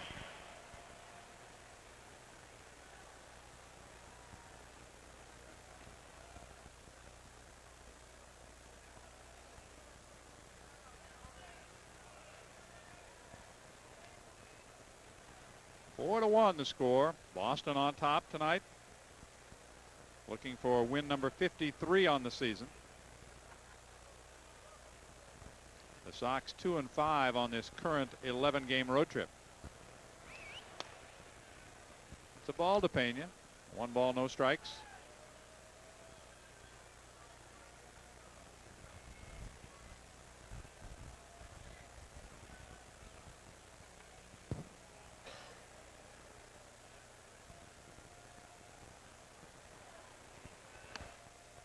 Two and 0 the count. I want to mention to you about the '93 Indians baseball heaven, the adult baseball fantasy camp, which will be January 24th through the 30th in 1993. It'll be at their new home, Homestead, Florida. And for information, call 1-800-75-TRIBE. Pena bounces it foul up the first baseline. So you and the other fantasy camp people will actually get the first look at the new spring training facility. There it is right there. As I told you, the 24th through the 30th. There's the phone number, and there'll be people: Bob Feller, Herb Score, Sudden Sam, Kipe, Tito Francona, Max Elvis, myself, and many more. They say it's an outstanding facility. I have not seen it. Pena comes through with a base hit into right center field. Tracked down by Howard, but Pena around first on his way to second with a stand-up double. Well, it's going to be the first extra base hit tonight by either team. Pena just looked like he got a high fastball out over the plate and just drilled it into right center. You see he stays short, and that's exactly what it was, middle of the plate, and it gets it by Thomas Howard. Pena goes into second base, his 15th double of the season. He moves into scoring position for John Valentin, who's 1 for 2. In for a strike, a high strike.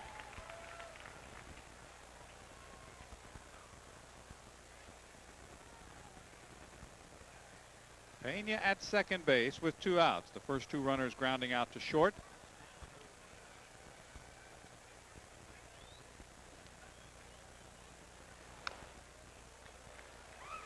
No balls and 2 strikes.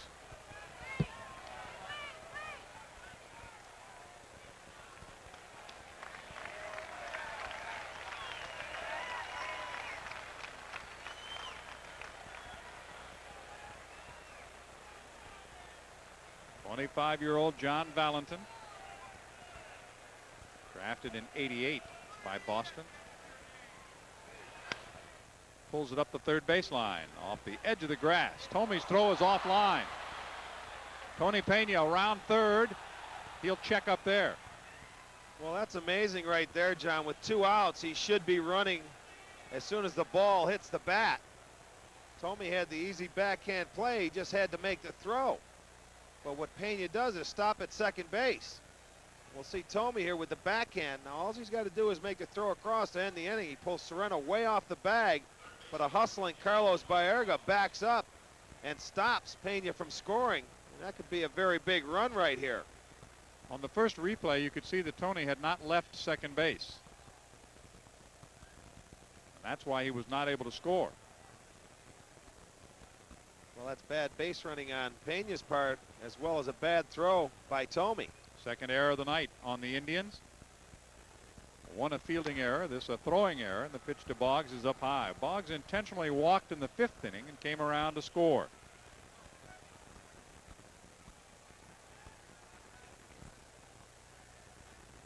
Nagy again is going to have to battle to try and get out of this inning without giving up a run. Ground ball to short. They'll go the short way at second. The inning is over. Boston strands 2. They have left 6. But the Red Sox have a 3-run lead as we move to the bottom of the 6th inning, and we go back to Lisa. Lisa? Well, John, I'm standing here with a person that Indians and Cleveland fans are well aware of, and that is Joe Castiglione, who spent 10.5 years in the sports broadcasting business here in Cleveland. Joe, tell me, what fond memories do you bring back here when you come to Cleveland? Well, of course, I still have a lot of in-laws here and outlaws, and I visit them quite a bit. But I had a great time here. I lived all over the area. I worked at a lot of places in town.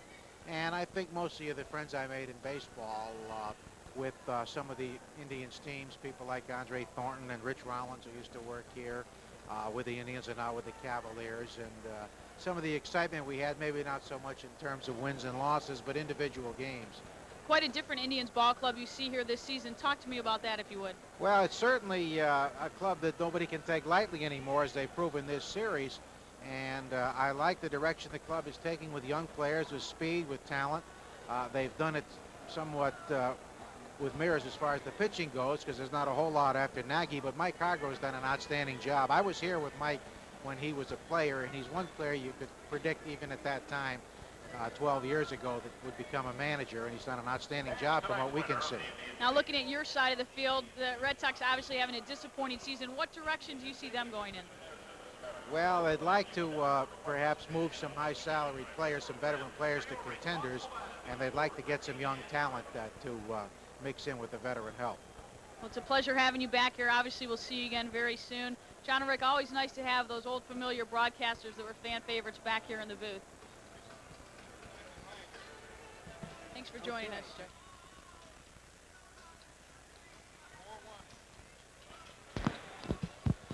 4-1 is the score, bottom of the 6th inning. Charles Nagy a little bit depressed along that bench.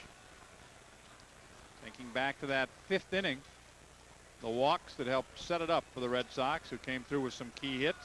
It's always great to see Joe back with Bob Starr and the rest of the Boston broadcasters. Joe was around when I was a player, and a very good guy. Likes the Cleveland area.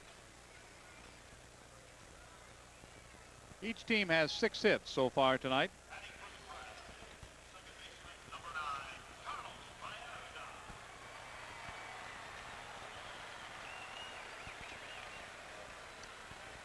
Carlos Baerga now will try to start it up again for the Indians.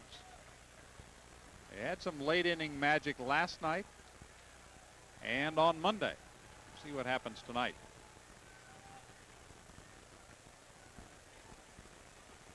Clemens coming in with 8 complete games, a total matched by Charles Nagy.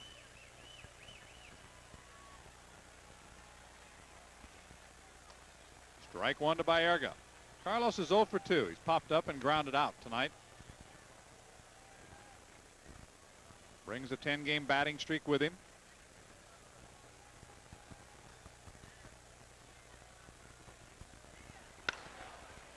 Ground ball to short. Valentin in time. 1 away.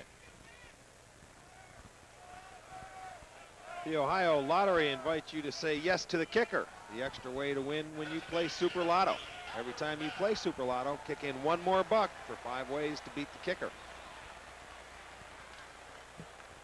Albert Bell is 0 for 1. He drew a walk in the 4th inning to load the bases. The Indians had the bases loaded and 1 out, did not score. A double play took care of that, and right back came the Red Sox. They loaded the bases with 2 outs and were able to cash in 4 runs. Swing and a miss. There's power against power right there. Well, the one thing we have seen Clemens do so many times, not only against the Indians, when he gets into the later part of the ball game, he really realizes it's his game and he wants to finish that ball game. Popped up by Albert Bell, back toward the Indians dugout. Pena will run out of room.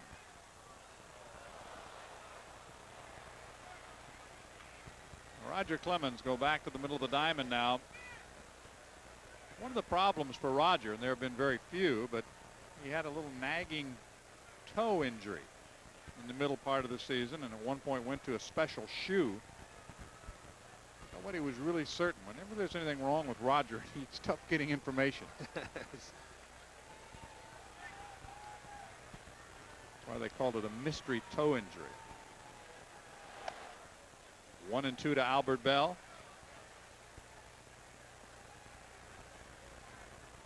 Batting with the bases empty and 1 out. Bottom of the 6th inning.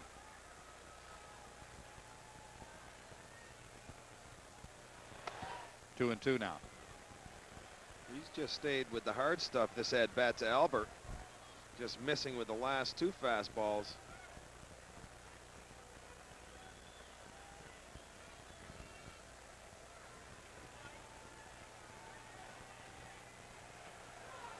Roger Clemens is 30 years old. Just turned 30 earlier this month. There's the high heat. Strikeout number 7 for Roger Clemens. Just climb the ladder right there on Albert, and there's no way you're going to catch up to that heater. You see that's up around shoulder, if not higher, and Albert takes a big swing. Comes down empty. That's the 7th strikeout for Clemens. Paul Sorrento to the plate. Paul is 0 for 2. Struck out and grounded out into that inning-ending double play in the 4th. And he batted with the bases loaded and 1 out.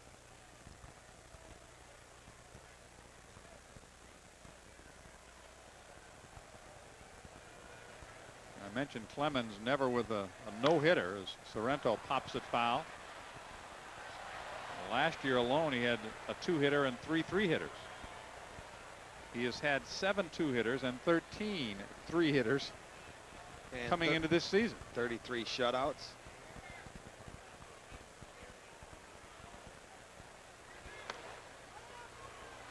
There'll be no shutouts and no low hit ball games tonight. The Indians have a half dozen, but Clemens is working with a 4-1 lead. 2 outs and nobody on in the bottom of the 6th inning.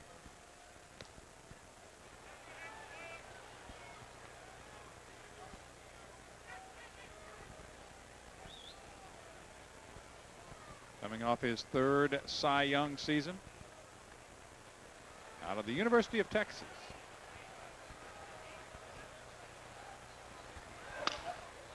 There's another broken bat. Almost went as far as the ball. The inning is over. 1-2-3 fashion. We'll go to the 7th after a local break.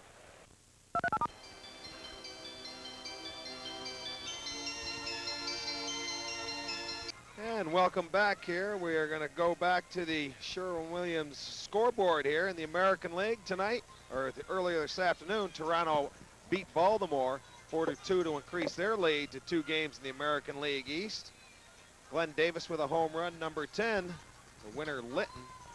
And let's see, HR by Joe Carter, his 26th. Look at Texas beating Minnesota 6-1. That ball game a final. Kevin Reimer, home run, as well as Dean Palmer, number 20. Erickson, the losing pitcher. California getting beat by Oakland 4-1. Oakland still staying hot. That game a final. And over in the National League, Los Angeles beating Cincinnati 4-3. And St. Louis and Philadelphia getting rained out. Going into the 7th inning now. Charles Nagy on to face Hatcher, Zupsik, and Brunansky. Hatcher just missing that first pitch down the 3rd baseline. He was the one that got it started back in the 5th inning with the 2-out base hit to break this scoreless tie, giving Boston that 2-0 lead, and followed by base hits by Zupsik and Brunansky for the 4-run. Trying to bunt his way on there and misses. Falls in front, and now Nagy ahead in the count.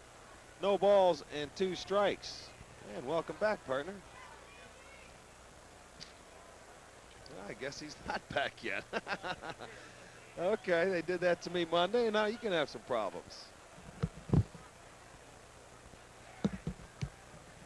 We on? There you go. No. I seem to be having a malfunction of one or more of our component parts up here. Well, it's your turn to break a couple of the headsets. And Nagy gets the strikeout. Pitch on the outside corner. Larry Young rings him up. Strikeout number 8 for Charles Nagy. That's the 3rd time that Hatcher has struck out, but it was also Billy Hatcher who delivered a 2-run bases loaded 2-out single in the 5th inning. That fastball perfect on the outside corner.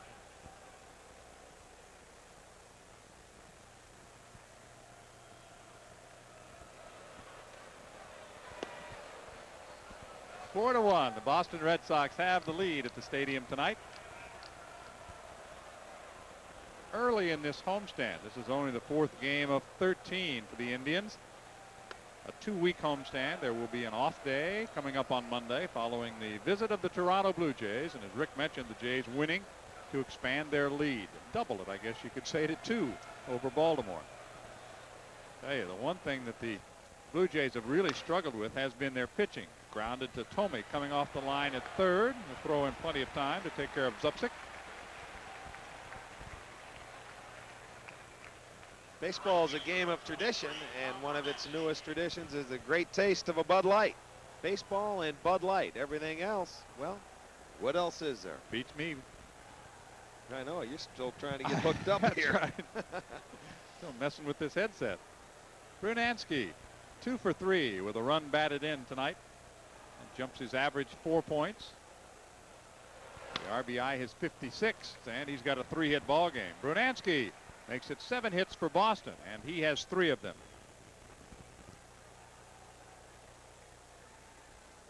A 2-out single to center field. That'll bring up Mo Vaughn. Vaughn is 0 for 3, and you have something special to talk about, and we'll let you get to that in just a moment. As Vaughn bats with a runner at first and 2 outs. All right, we've got a golf hole-in-one shootout, a one for $1 million. It's the Parma High School, and that's to renovate Byers Field. That'll go on August 13th, 14th, 15th, and 16th. Cost you $1 for a shot. You get the hole-in-one, you can win $1 million. So it's for a good cause. So if you get a chance, get out there and spend a few dollars to try and hit that hole-in-one. You could win $1 million. We'll take a bucket of balls out there. Well, what do you? Well, sure, you got a pocket full of money. You'll get a bucket of balls. It's for a great cause to renovate the stadium out there. And we wish them the best of luck. 2-0 the count. Looped into center field. A late break for Howard, and he'll not get there. Brunansky goes all the way to third on the play. I don't know if Thomas Howard saw that ball off the bat or not, but he did, like you said, John, get a late break. And that ball falls in front of him to keep this mini rally going. You see he gets jammed by Nagy, and you'll see him just start late, then cruises in, lets it bounce in front of him, and does not make an attempt to get Brunansky going from first to third. Inning still alive here with 2 outs and runners on the corners. And in a 4-1 ball game, Armstrong is up and throwing again. Very important for the Indians to keep it right here. Maybe they can get into the Boston bullpen.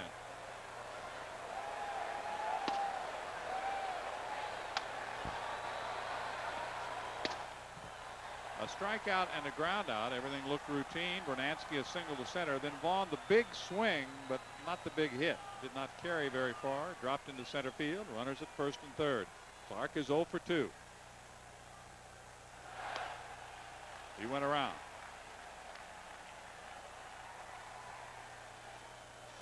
No balls and 1 strike to count on Jack Clark, who will check in with Rick Burleson at third.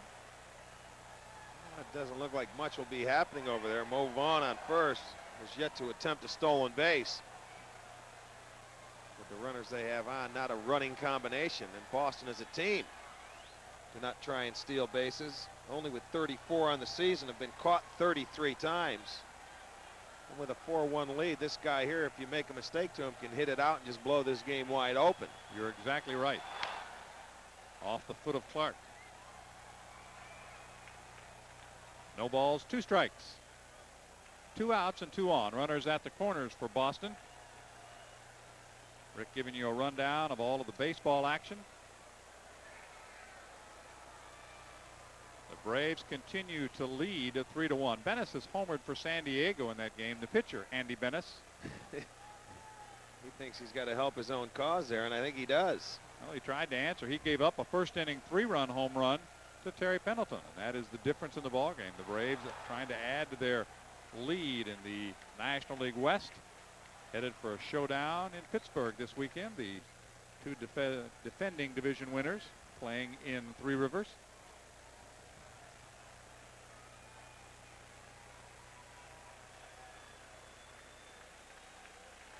The Reds, meanwhile, I think they're playing San Diego. over the weekend. Outside to Clark.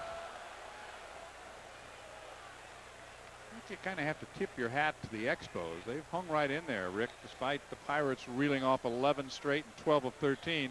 And they won all of those 13 games against the same two teams, the Cardinals and the Mets. They played them 13 times in a row and won 12 games. Swing and a miss. Clark is down on strikes. Number 9 for Nagy. It stays right where it was. A 3-run lead for Boston. It's 4-1 as we go to the 7th inning stretch. The cable home of the Cleveland Indians. Our next game will be tomorrow night at 7:30 as the Indians take on the Blue Jays. Sports Channel. All right, join us. Tomorrow night at 7:30. Got some work to do yet tonight. 4-1, the Red Sox have the lead. The Indians need to go back to work. Boston with 8 hits off Charles Nagy. Mark Whitten will lead off. Bottom of the 7th.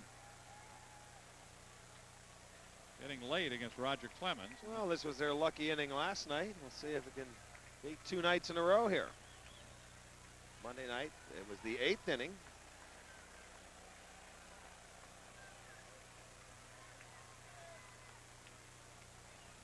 Tuesday night, of course, the Indians got the 2 runs in the first, made that stand up for a 3-1 victory. They had to have that 4-run 8th inning on Monday, capped by Baerga's home run, and then the 5-run 7th last night, capped by Jacoby's pinch hit 2-run single. It's the bottom of the 7th. The count, a ball and the strike on Whitten. Did you get the attendance figure yet tonight? Did not, no. I'm guessing it's a nice crowd, about 26,000, I'd say. 26.5. We'll get that to you as soon as we get it. All right. You're a pretty good guesstimator some nights. I'm not sure how you do that. I'm going to figure that out. Spent a lot of nights in this ballpark. And some nights you counted a lot fewer than that, didn't you? That's true. This is great to see him in the stands. Like to see it like this for the rest of the homestand. Whitten at the plate for the count of a ball and 2 strikes. Mark singled to begin the 5th inning, came around on some hustling base running to score the only run of the night for the Indians, who trail 4-1 in the 7th. Oh, there's that fastball. Strikeout number 8 for Clemens. Well, that's the pitch you have to lay off for Roger Clemens, but it's tough to do. When he gets ahead of you, throws that 2-strike fastball, he blows it right by you. You see Whitten tardy on that pitch. These 2 pitchers have combined now for 17 strikeouts in the ball game. Alomar is 2 for 2. He had come into the game hitless in the series. He pops it foul back over our heads and out of play. No balls, 1 strike. The Indians, as we mentioned on Monday, have done a good job against the top teams, the 1st and 2nd place teams in both divisions. Over 500 against those teams. And on Friday, our next game here on Sports Channel, good slider for a strike. It'll be Rod Nichols against David Wells. Saturday, Dennis Cook against Todd Stottlemyre. And then on Sunday, another game here on Sports Channel, Dave Otto goes against Jack Morris, who'll be looking for his 15th win of the year.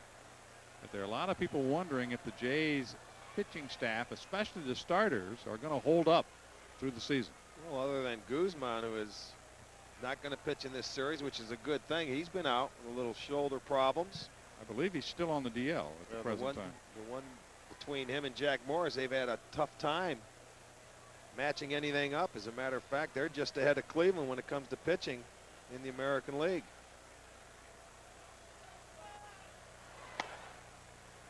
Ball 1, 2 strikes.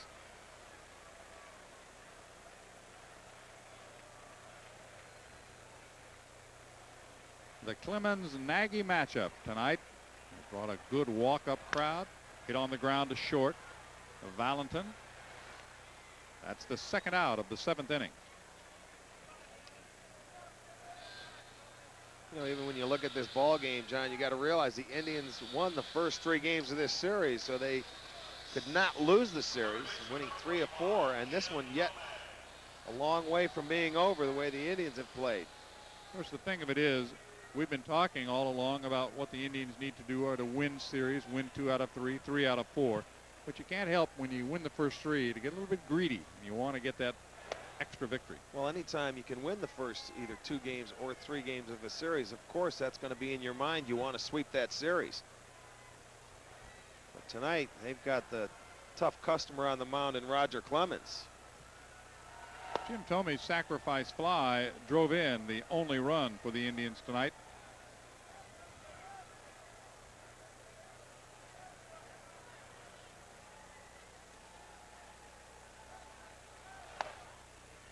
Lays off a high fastball. The Houston-Chicago game tonight as the Astros continue their road trip. Jones and Castillo, that game is in the 7th inning. You talk about pitching duels. Each one of those pitchers has allowed just 1 hit so far in that game. Neither team has scored. It's 4-1 here. Boston leads. I think maybe the hit total a little higher than we expected. 14 between the 2 teams. 2 outs and nobody on here. Clemens has retired 7 in a row. Fouled away. 3-2. And you look at when he starts to string that together, it's in the latter part of the ball game from the 5th inning on. And that's when the ball games are usually decided. That's exactly right. If you get to a good starter, we always said you have to get to him a bit early and not let him settle into that rhythm. After Clemens got out of that 4th inning, they did come out and get one in the 5th, but he settled down. Thome rolling it foul to stay alive. 3 balls, 2 strikes, 2 outs, nobody on. The Indians 16-10 since the All-Star break. Are the best of anyone in the American League East. Thome grounds a single into center field. Hit number 7 for the Indians.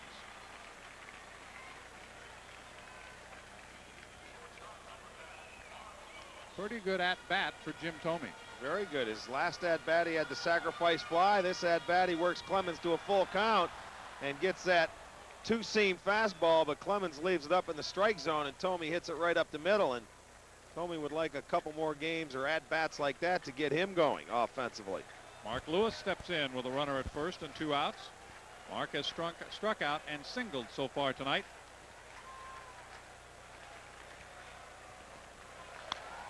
Fouled away. 0-1 the count on Lewis.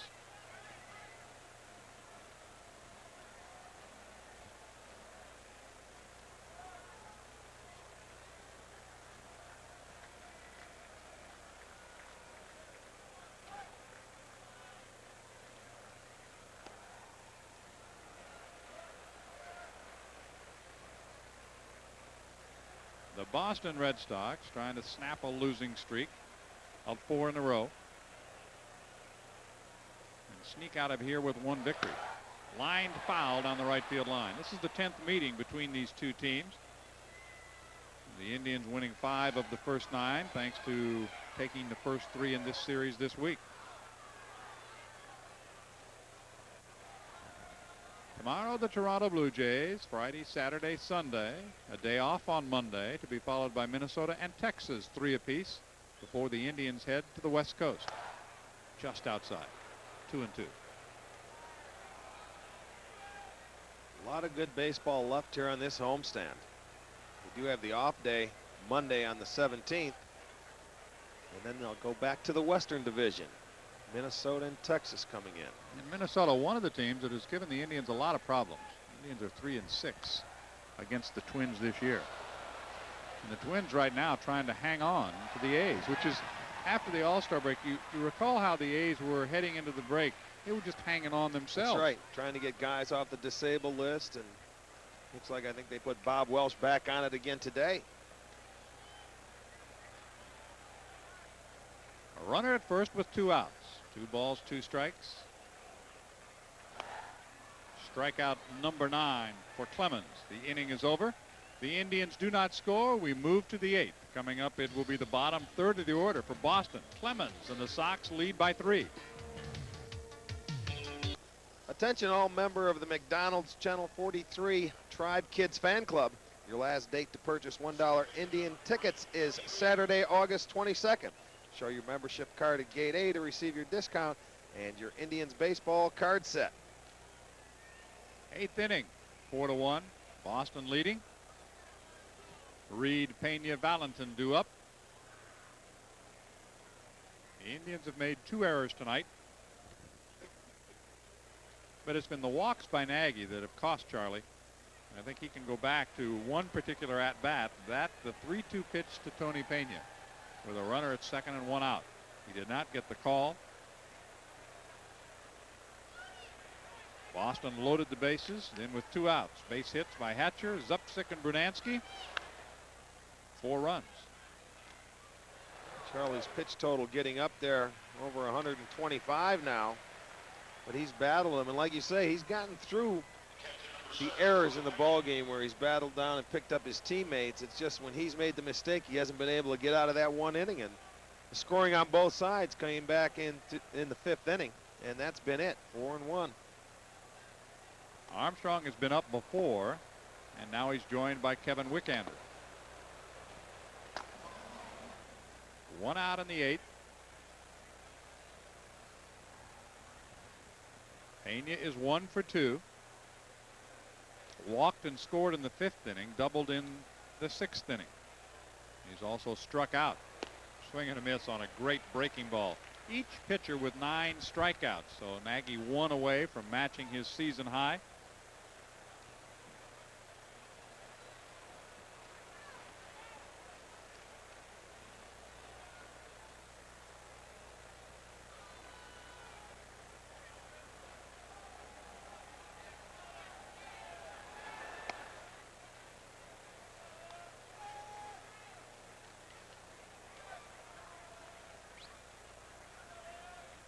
One ball, 1 strike, 1 out, nobody on. Top half of the 8th inning tonight at the stadium. Low and inside.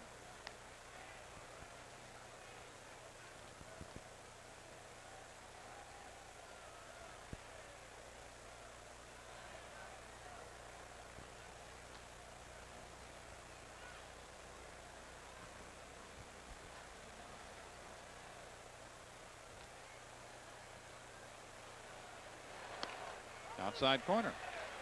2-2 the count. Great pitch right there by Nagy. Gave him the fastball, but put it in a spot that was unhittable.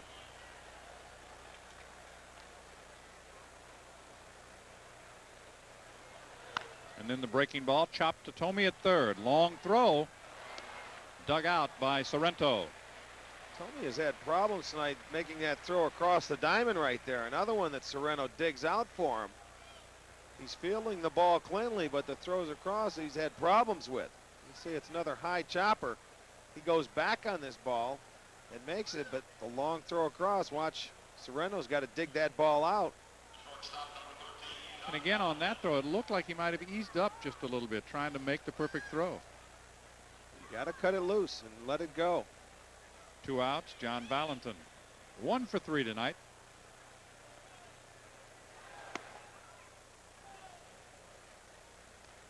Final meeting between these 2 teams here this year.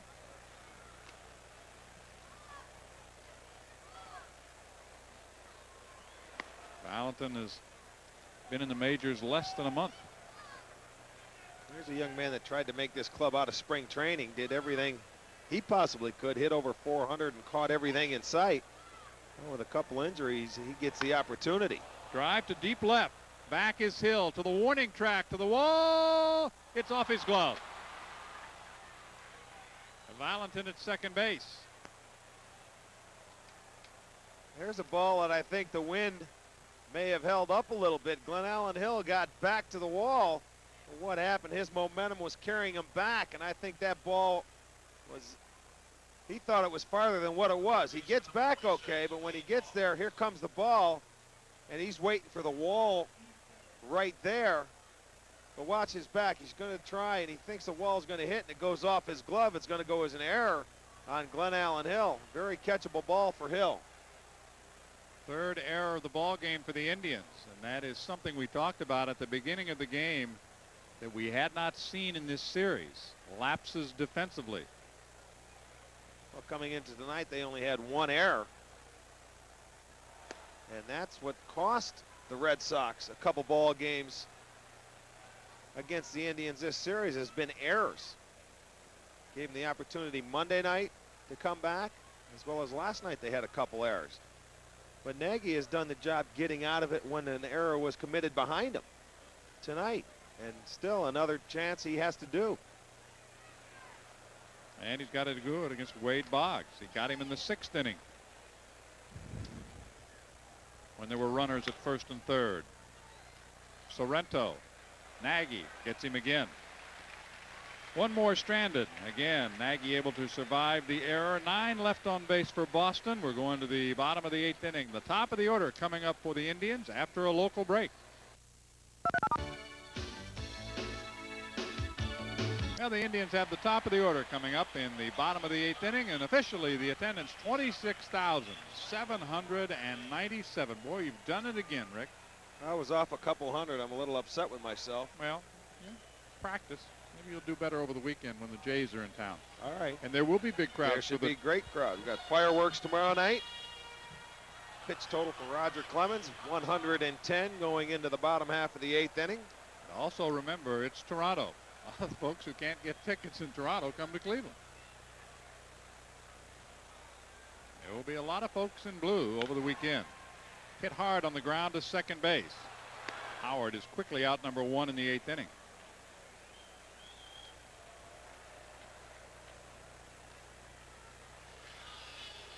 That'll bring up Glenn Allen Hill, 1 for 3 tonight.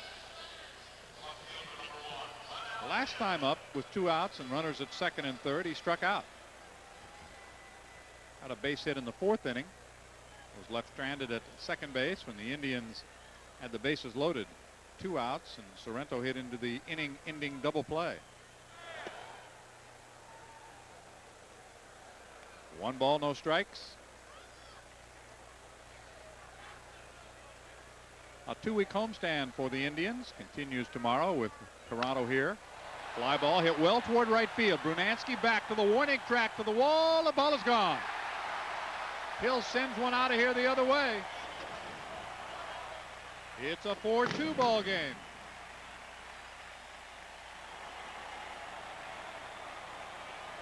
Number 11 for Glenn Allen. Boy, he sliced that ball a long way opposite field. Ball jumped off his bat right there. Check out the pitch that Glenn Allen hits right here. That's the fastball, middle of the plate by Roger Clemens. And look how Hill keeps the hands and the weight back and gives it a ride the opposite way. Cuts that lead in half right there now. It's 4-2. Home run number 11, RBI number 32 for Glenn Allen Hill. Baerga 0 for 3. Takes a strike. That brings the crowd to life, and maybe it'll put some jump back in the Indians' bats.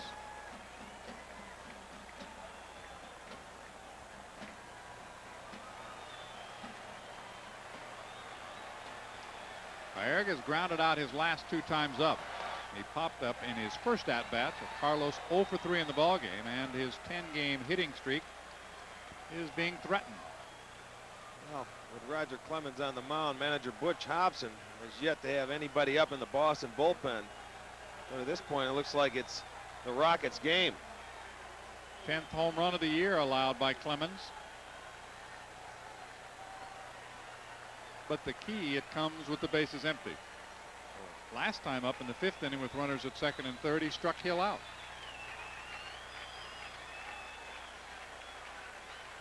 One ball, 1 strike, 1 out, a run in.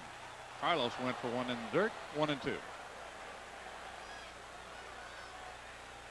He made Carlos on that pitch wait just that little extra right there. You'll see he didn't really go into that windup and held the ball on him. Carlos might have been a little too anxious. Baerga with his 0 for 3 has seen his average drop to 315. Off the body of Vaughn. It'll be a tough play. Recovers, throws. They got him. Oh, and the Indians are going to argue this. He's going to say that Clemens was not on the bag. And that's Davey Nelson doing the smart thing. Get Carlos out of there. You never know what can happen. You don't want to get thrown out. He's frustrated. Wanted the base hit. Let the manager come out and do the arguing for you. Mike Cargrove saying there's no way that he was on the bag. The ball bounced off the body of Vaughn at first base. It was hit hard and had good top spin on it. But Vaughn was able to keep the ball in the area. And Clemens covered. You see that ball coming up on Vaughn. He barehands it and throws it in one motion. Now let's get a look at where Clemens is at here. You'll see the leg looks like it's behind the bag. And they may have a legitimate beef right there.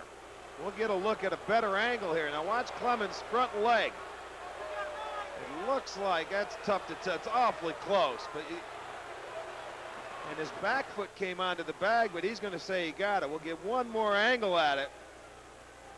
And John, I say he missed the bag right there. That angle right there shows to me that his foot went over the bag waiting for that throw, but he got the break. And it goes as an out here, out number 2 in the 8th inning, and that could have brought the tying run to home plate. And it has Mike Hargrove pacing the bench. Albert Bell, the batter. I think you're right, Rick, when he caught the ball and when Carlos got to first base, he still had not touched it. Eventually he did. He did with his back foot with the momentum carrying him that way, but awfully close for us to tell. We had 3 different angles on it, good shots, and it was still tough to tell. Well, actually, Baerga reacting so quickly and violently probably had the best view of it. You're exactly right. He does have the best view of it because he's right there on first base. 2 balls and no strikes to Albert Bell. With 1 out, Hill homered. And Carlos hit a hot shot off the body of Vaughn. He recovered, made the play. Baerga thought that Clemens missed the bag, but the call went the other way. Well, that would have went as a base hit, and it also could end the 10-game hitting streak of Carlos Baerga, unless the Indians can do some rallying here. 2 balls and 1 strike on Albert Bell, and Carlos is still very unhappy with Brian Onora. Who's that? That's the first base umpire. One of the replacement umpires. Major League Baseball looking to expansion, and they will need additional umpires with the 2 new teams joining the National League next year. High fly ball left field. Not tonight. Hatcher. Side retired. A home run, though, by Hill. It's 4-2 as we go to the 9th inning. And we're going to go back to Lisa, who is with some very active fans here at the stadium. And it has been a busy night for those who keep track of Ks. Lisa? That's right, John. There's a lot of excitement around the stadium, but I'm with the only running tally of strikeouts. And with me is Joe Hammond of Berea. Joe, what made you guys come up with this idea? Well, we always know that they do it a lot for Clemens and Fenway, and we just wanted to support Charles Nagy because he's our ace. Right now, he's tied 9-9 with Clemens on strikeouts. He's having a great game. He's not getting a good defensive support behind him, but we're still behind the Tribe. They still can do it here. Now, what elements went into preparing for a night such as this? We got signs, we got duct tape, we painted them last night. My friend Leslie worked very hard. She made 17 Ks for each pitcher, just in case, you know, they got really hot, and they pitched a great game, both of them tonight. This is great. We got a lot of people here at the stadium. We're having a good time. Now, Joe did a little research, too. He checked into their totals for career highs. How are they doing as compared to their career? Well, Nagy is very close. His career record in the game is 10, so he's really close here if he can get it in this last inning. Clemens is nowhere near his record. I think his is 21, which I think is the AL record. So he's pitching a good game, but not on par for his game. And also, the prime element of this running tally of strikeouts was their other sign, you guys. Right. It's a sports channel sign. But now the only problem with this, Rick and John, is it left my name off. But Joe had a better idea. We had a better idea, but we're going to get Lisa to autograph the sign, so it'll be worth even more at some future auction. So we're going to have her autograph it right now. A thinking fan, I like that. Lisa, autograph it on top of John's name. No, we don't want to devalue it now, you guys. Very good job. Congratulations to them, but we will not see him match that 10 because Charles Nagy will not be in the game in the 9th inning. It'll be Jack Armstrong on. And Jack Armstrong on the year, 4 wins, 13 losses, and a 5.01 earned run average. Has done a nice job coming out of the bullpen, 4 straight relief appearances after starting 19 games, and as a reliever, he's 2-0 with a 0.79 earned run average. Well, he should come in. He's been warming up all night. since about the 5th inning. Buzzes Billy Hatcher with the first pitch. Billy is 1 for 4, but that was one of the biggest hits of the ball game. The bases loaded 2-out double back in the 5th inning. He struck out the other 3 times.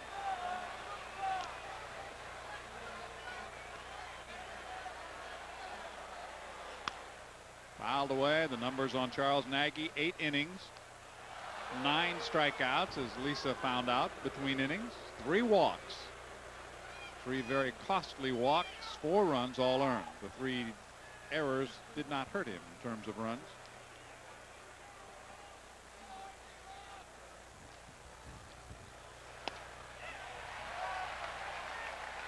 One and 2 on Billy Hatcher. Hatcher already with the hat trick tonight, as you mentioned, John. He's going for the silver sombrero right now if Armstrong can put him away. And that is 4 strikeouts in a ball game. Did you ever have that? Oh yeah, I had the golden sombrero, 5. In time for the out at first. Nice job of cheating right there by Paul Sorrento too. Was it ever? And you see the fans down the first baseline, they're really getting on Brian O'Nora. Watch the job that Sorrento does here on the throw from Lewis. Watch how far that foot may be off first base. He's coming off already and doesn't even have the ball. Good job.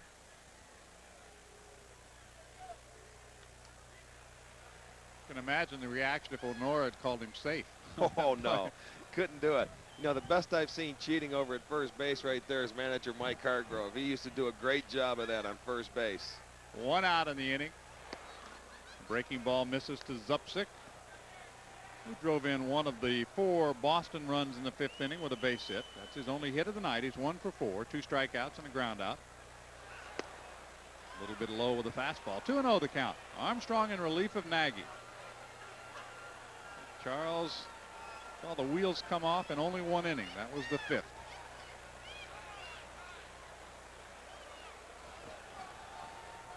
Some debris blowing around the stadium. Either that or maybe a ball loose from the bullpen. There is a ball out there.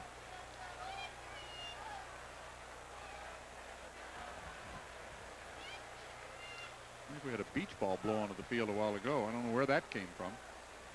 Well, it's too chilly here to be beach weather. Yeah, we'll see some of those in another week or so. We get to California.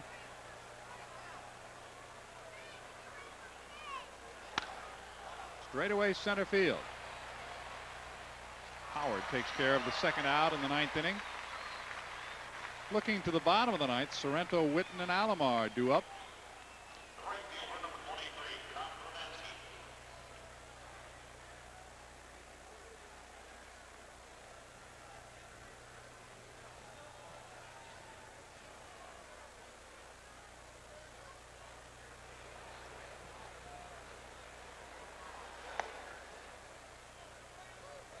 One ball and no strikes. Brunansky's had a pretty good night. 3 hits, a run batted in. All the scoring for Boston came in the 5th inning.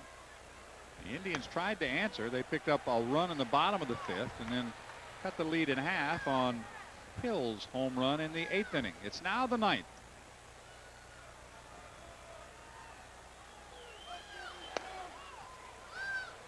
Two balls and 1 strike. The wind has been blowing primarily in, although when we started the ball game, Rick, it was coming more toward right field, toward the Indians' dugout. Now it's going the other way. That's popped up down the right field line, well out of play. 2 balls, 2 strikes. It has swung all around the ballpark tonight, but has basically been against the hitters.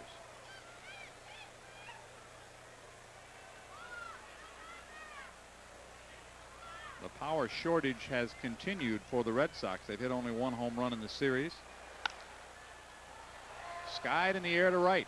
Witten is there. Now he has to come in. 1, 2, 3. Armstrong gets him in order in the 9th. We'll go to the bottom of the 9th. The Indians trail by 2.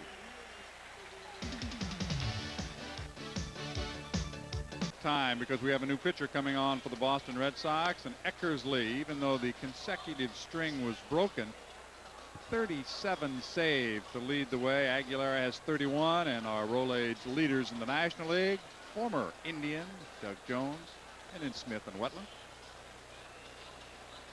You can join Jack Corrigan and Mike Egan on WUAB TV 43 Tuesday, August 18th at 7:30 as the Twins take on the Indians. Roger Clemens goes 8 tonight and turns it over to the closer for the Red Sox, Reardon. And Jeff Reardon coming on for the 41st time, a record of 2-0 and 24 saves. And in his career, he has saved 16 chances for Roger Clemens. And that's in 25 chances for the big Rocket Man. So the Indians now need a couple of base runners here, or at least one. And a big swing could tie that ball game up, but they're going to try and come back off Jeff Reardon. And it was Reardon, you'll recall, on Monday night. He throws this one right at the knees of Sorrento and back to the screen. He came on and gave up the home run to Carlos Baerga that turned out to be the difference in the ball game. Well, you know, the thing here, John, it doesn't look like anybody's left their seats. They're waiting for these Indians to come back again tonight. They're going to get their money's worth. Fouled away by Sorrento. 1 ball, 1 strike. Paul is 0 for 3 this evening.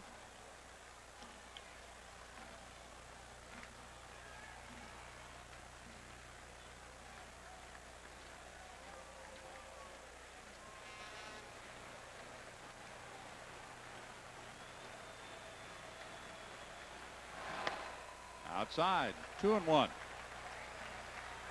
Sorrento, Witten, and Alomar, the scheduled hitters.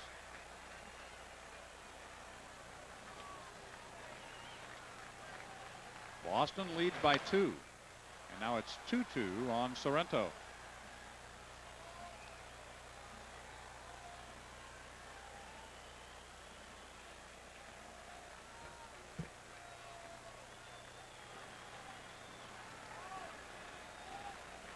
Reardon setting the all-time save record in the middle of June. Oh, great slider, strike 3. Great backdoor slider right there after pumping some fastballs to Paul Sorrento. See Reardon, what he does, starts this breaking ball outside and breaks it over the outside corner, and the left-handers have a tendency to give up on that ball, and he realizes that ball comes back for strike 3. Good pitch by Reardon. 10th strikeout of an Indian tonight. 1 out for Witten, who has struck out twice, singled, and scored a run. He fouls that ball out of play. Reardon is 36 years old. I think most people, including Jeff, probably think he will not be with the Boston Red Sox next year. No balls, 1 strike, 1 out. Popped up. This should be playable. Vaughn into foul territory. 2 away. The Indians now down to their last out. It'll be Sandy Alomar. Red Sox trying to avoid that first 4-game sweep ever here in Cleveland Stadium.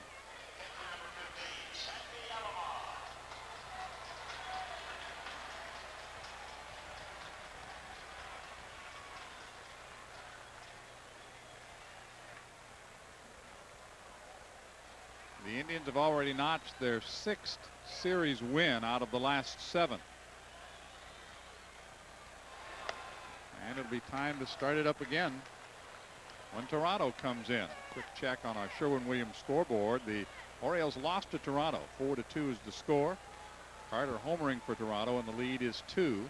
Minnesota falls 4 games behind Oakland, losing to Texas 6-1, while the A's were winning 4-1. Foul back to the screen thanks to 2 home runs by McGuire, who now has 37. In the National League, the Dodgers beat the Reds 4-3. The Phillies and the Cardinals rained out, and they're in the 9th inning, tied 3-3 in Atlanta.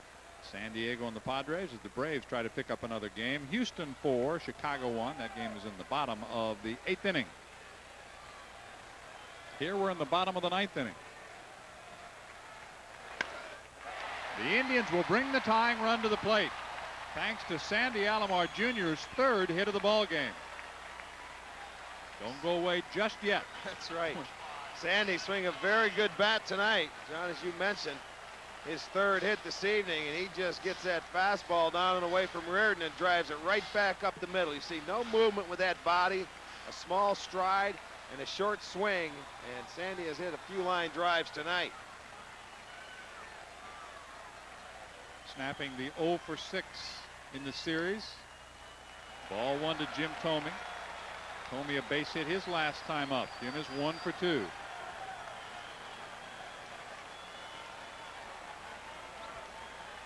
The outfield is deep. They'll play behind Alomar at first. Boggs is well off the line at third. Swing and a miss. It's 1-1.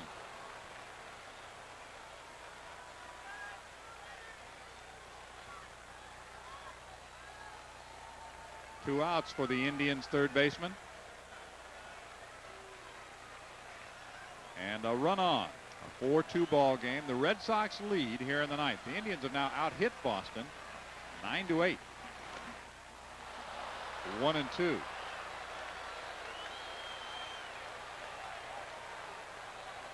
Jim Thome will step out, try to regroup just a bit. Well, he swung at the breaking ball down for strike 1, and then that fastball down and away. See what Jeff Reardon has in store for Thome.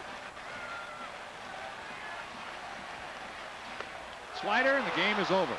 He caught the corner,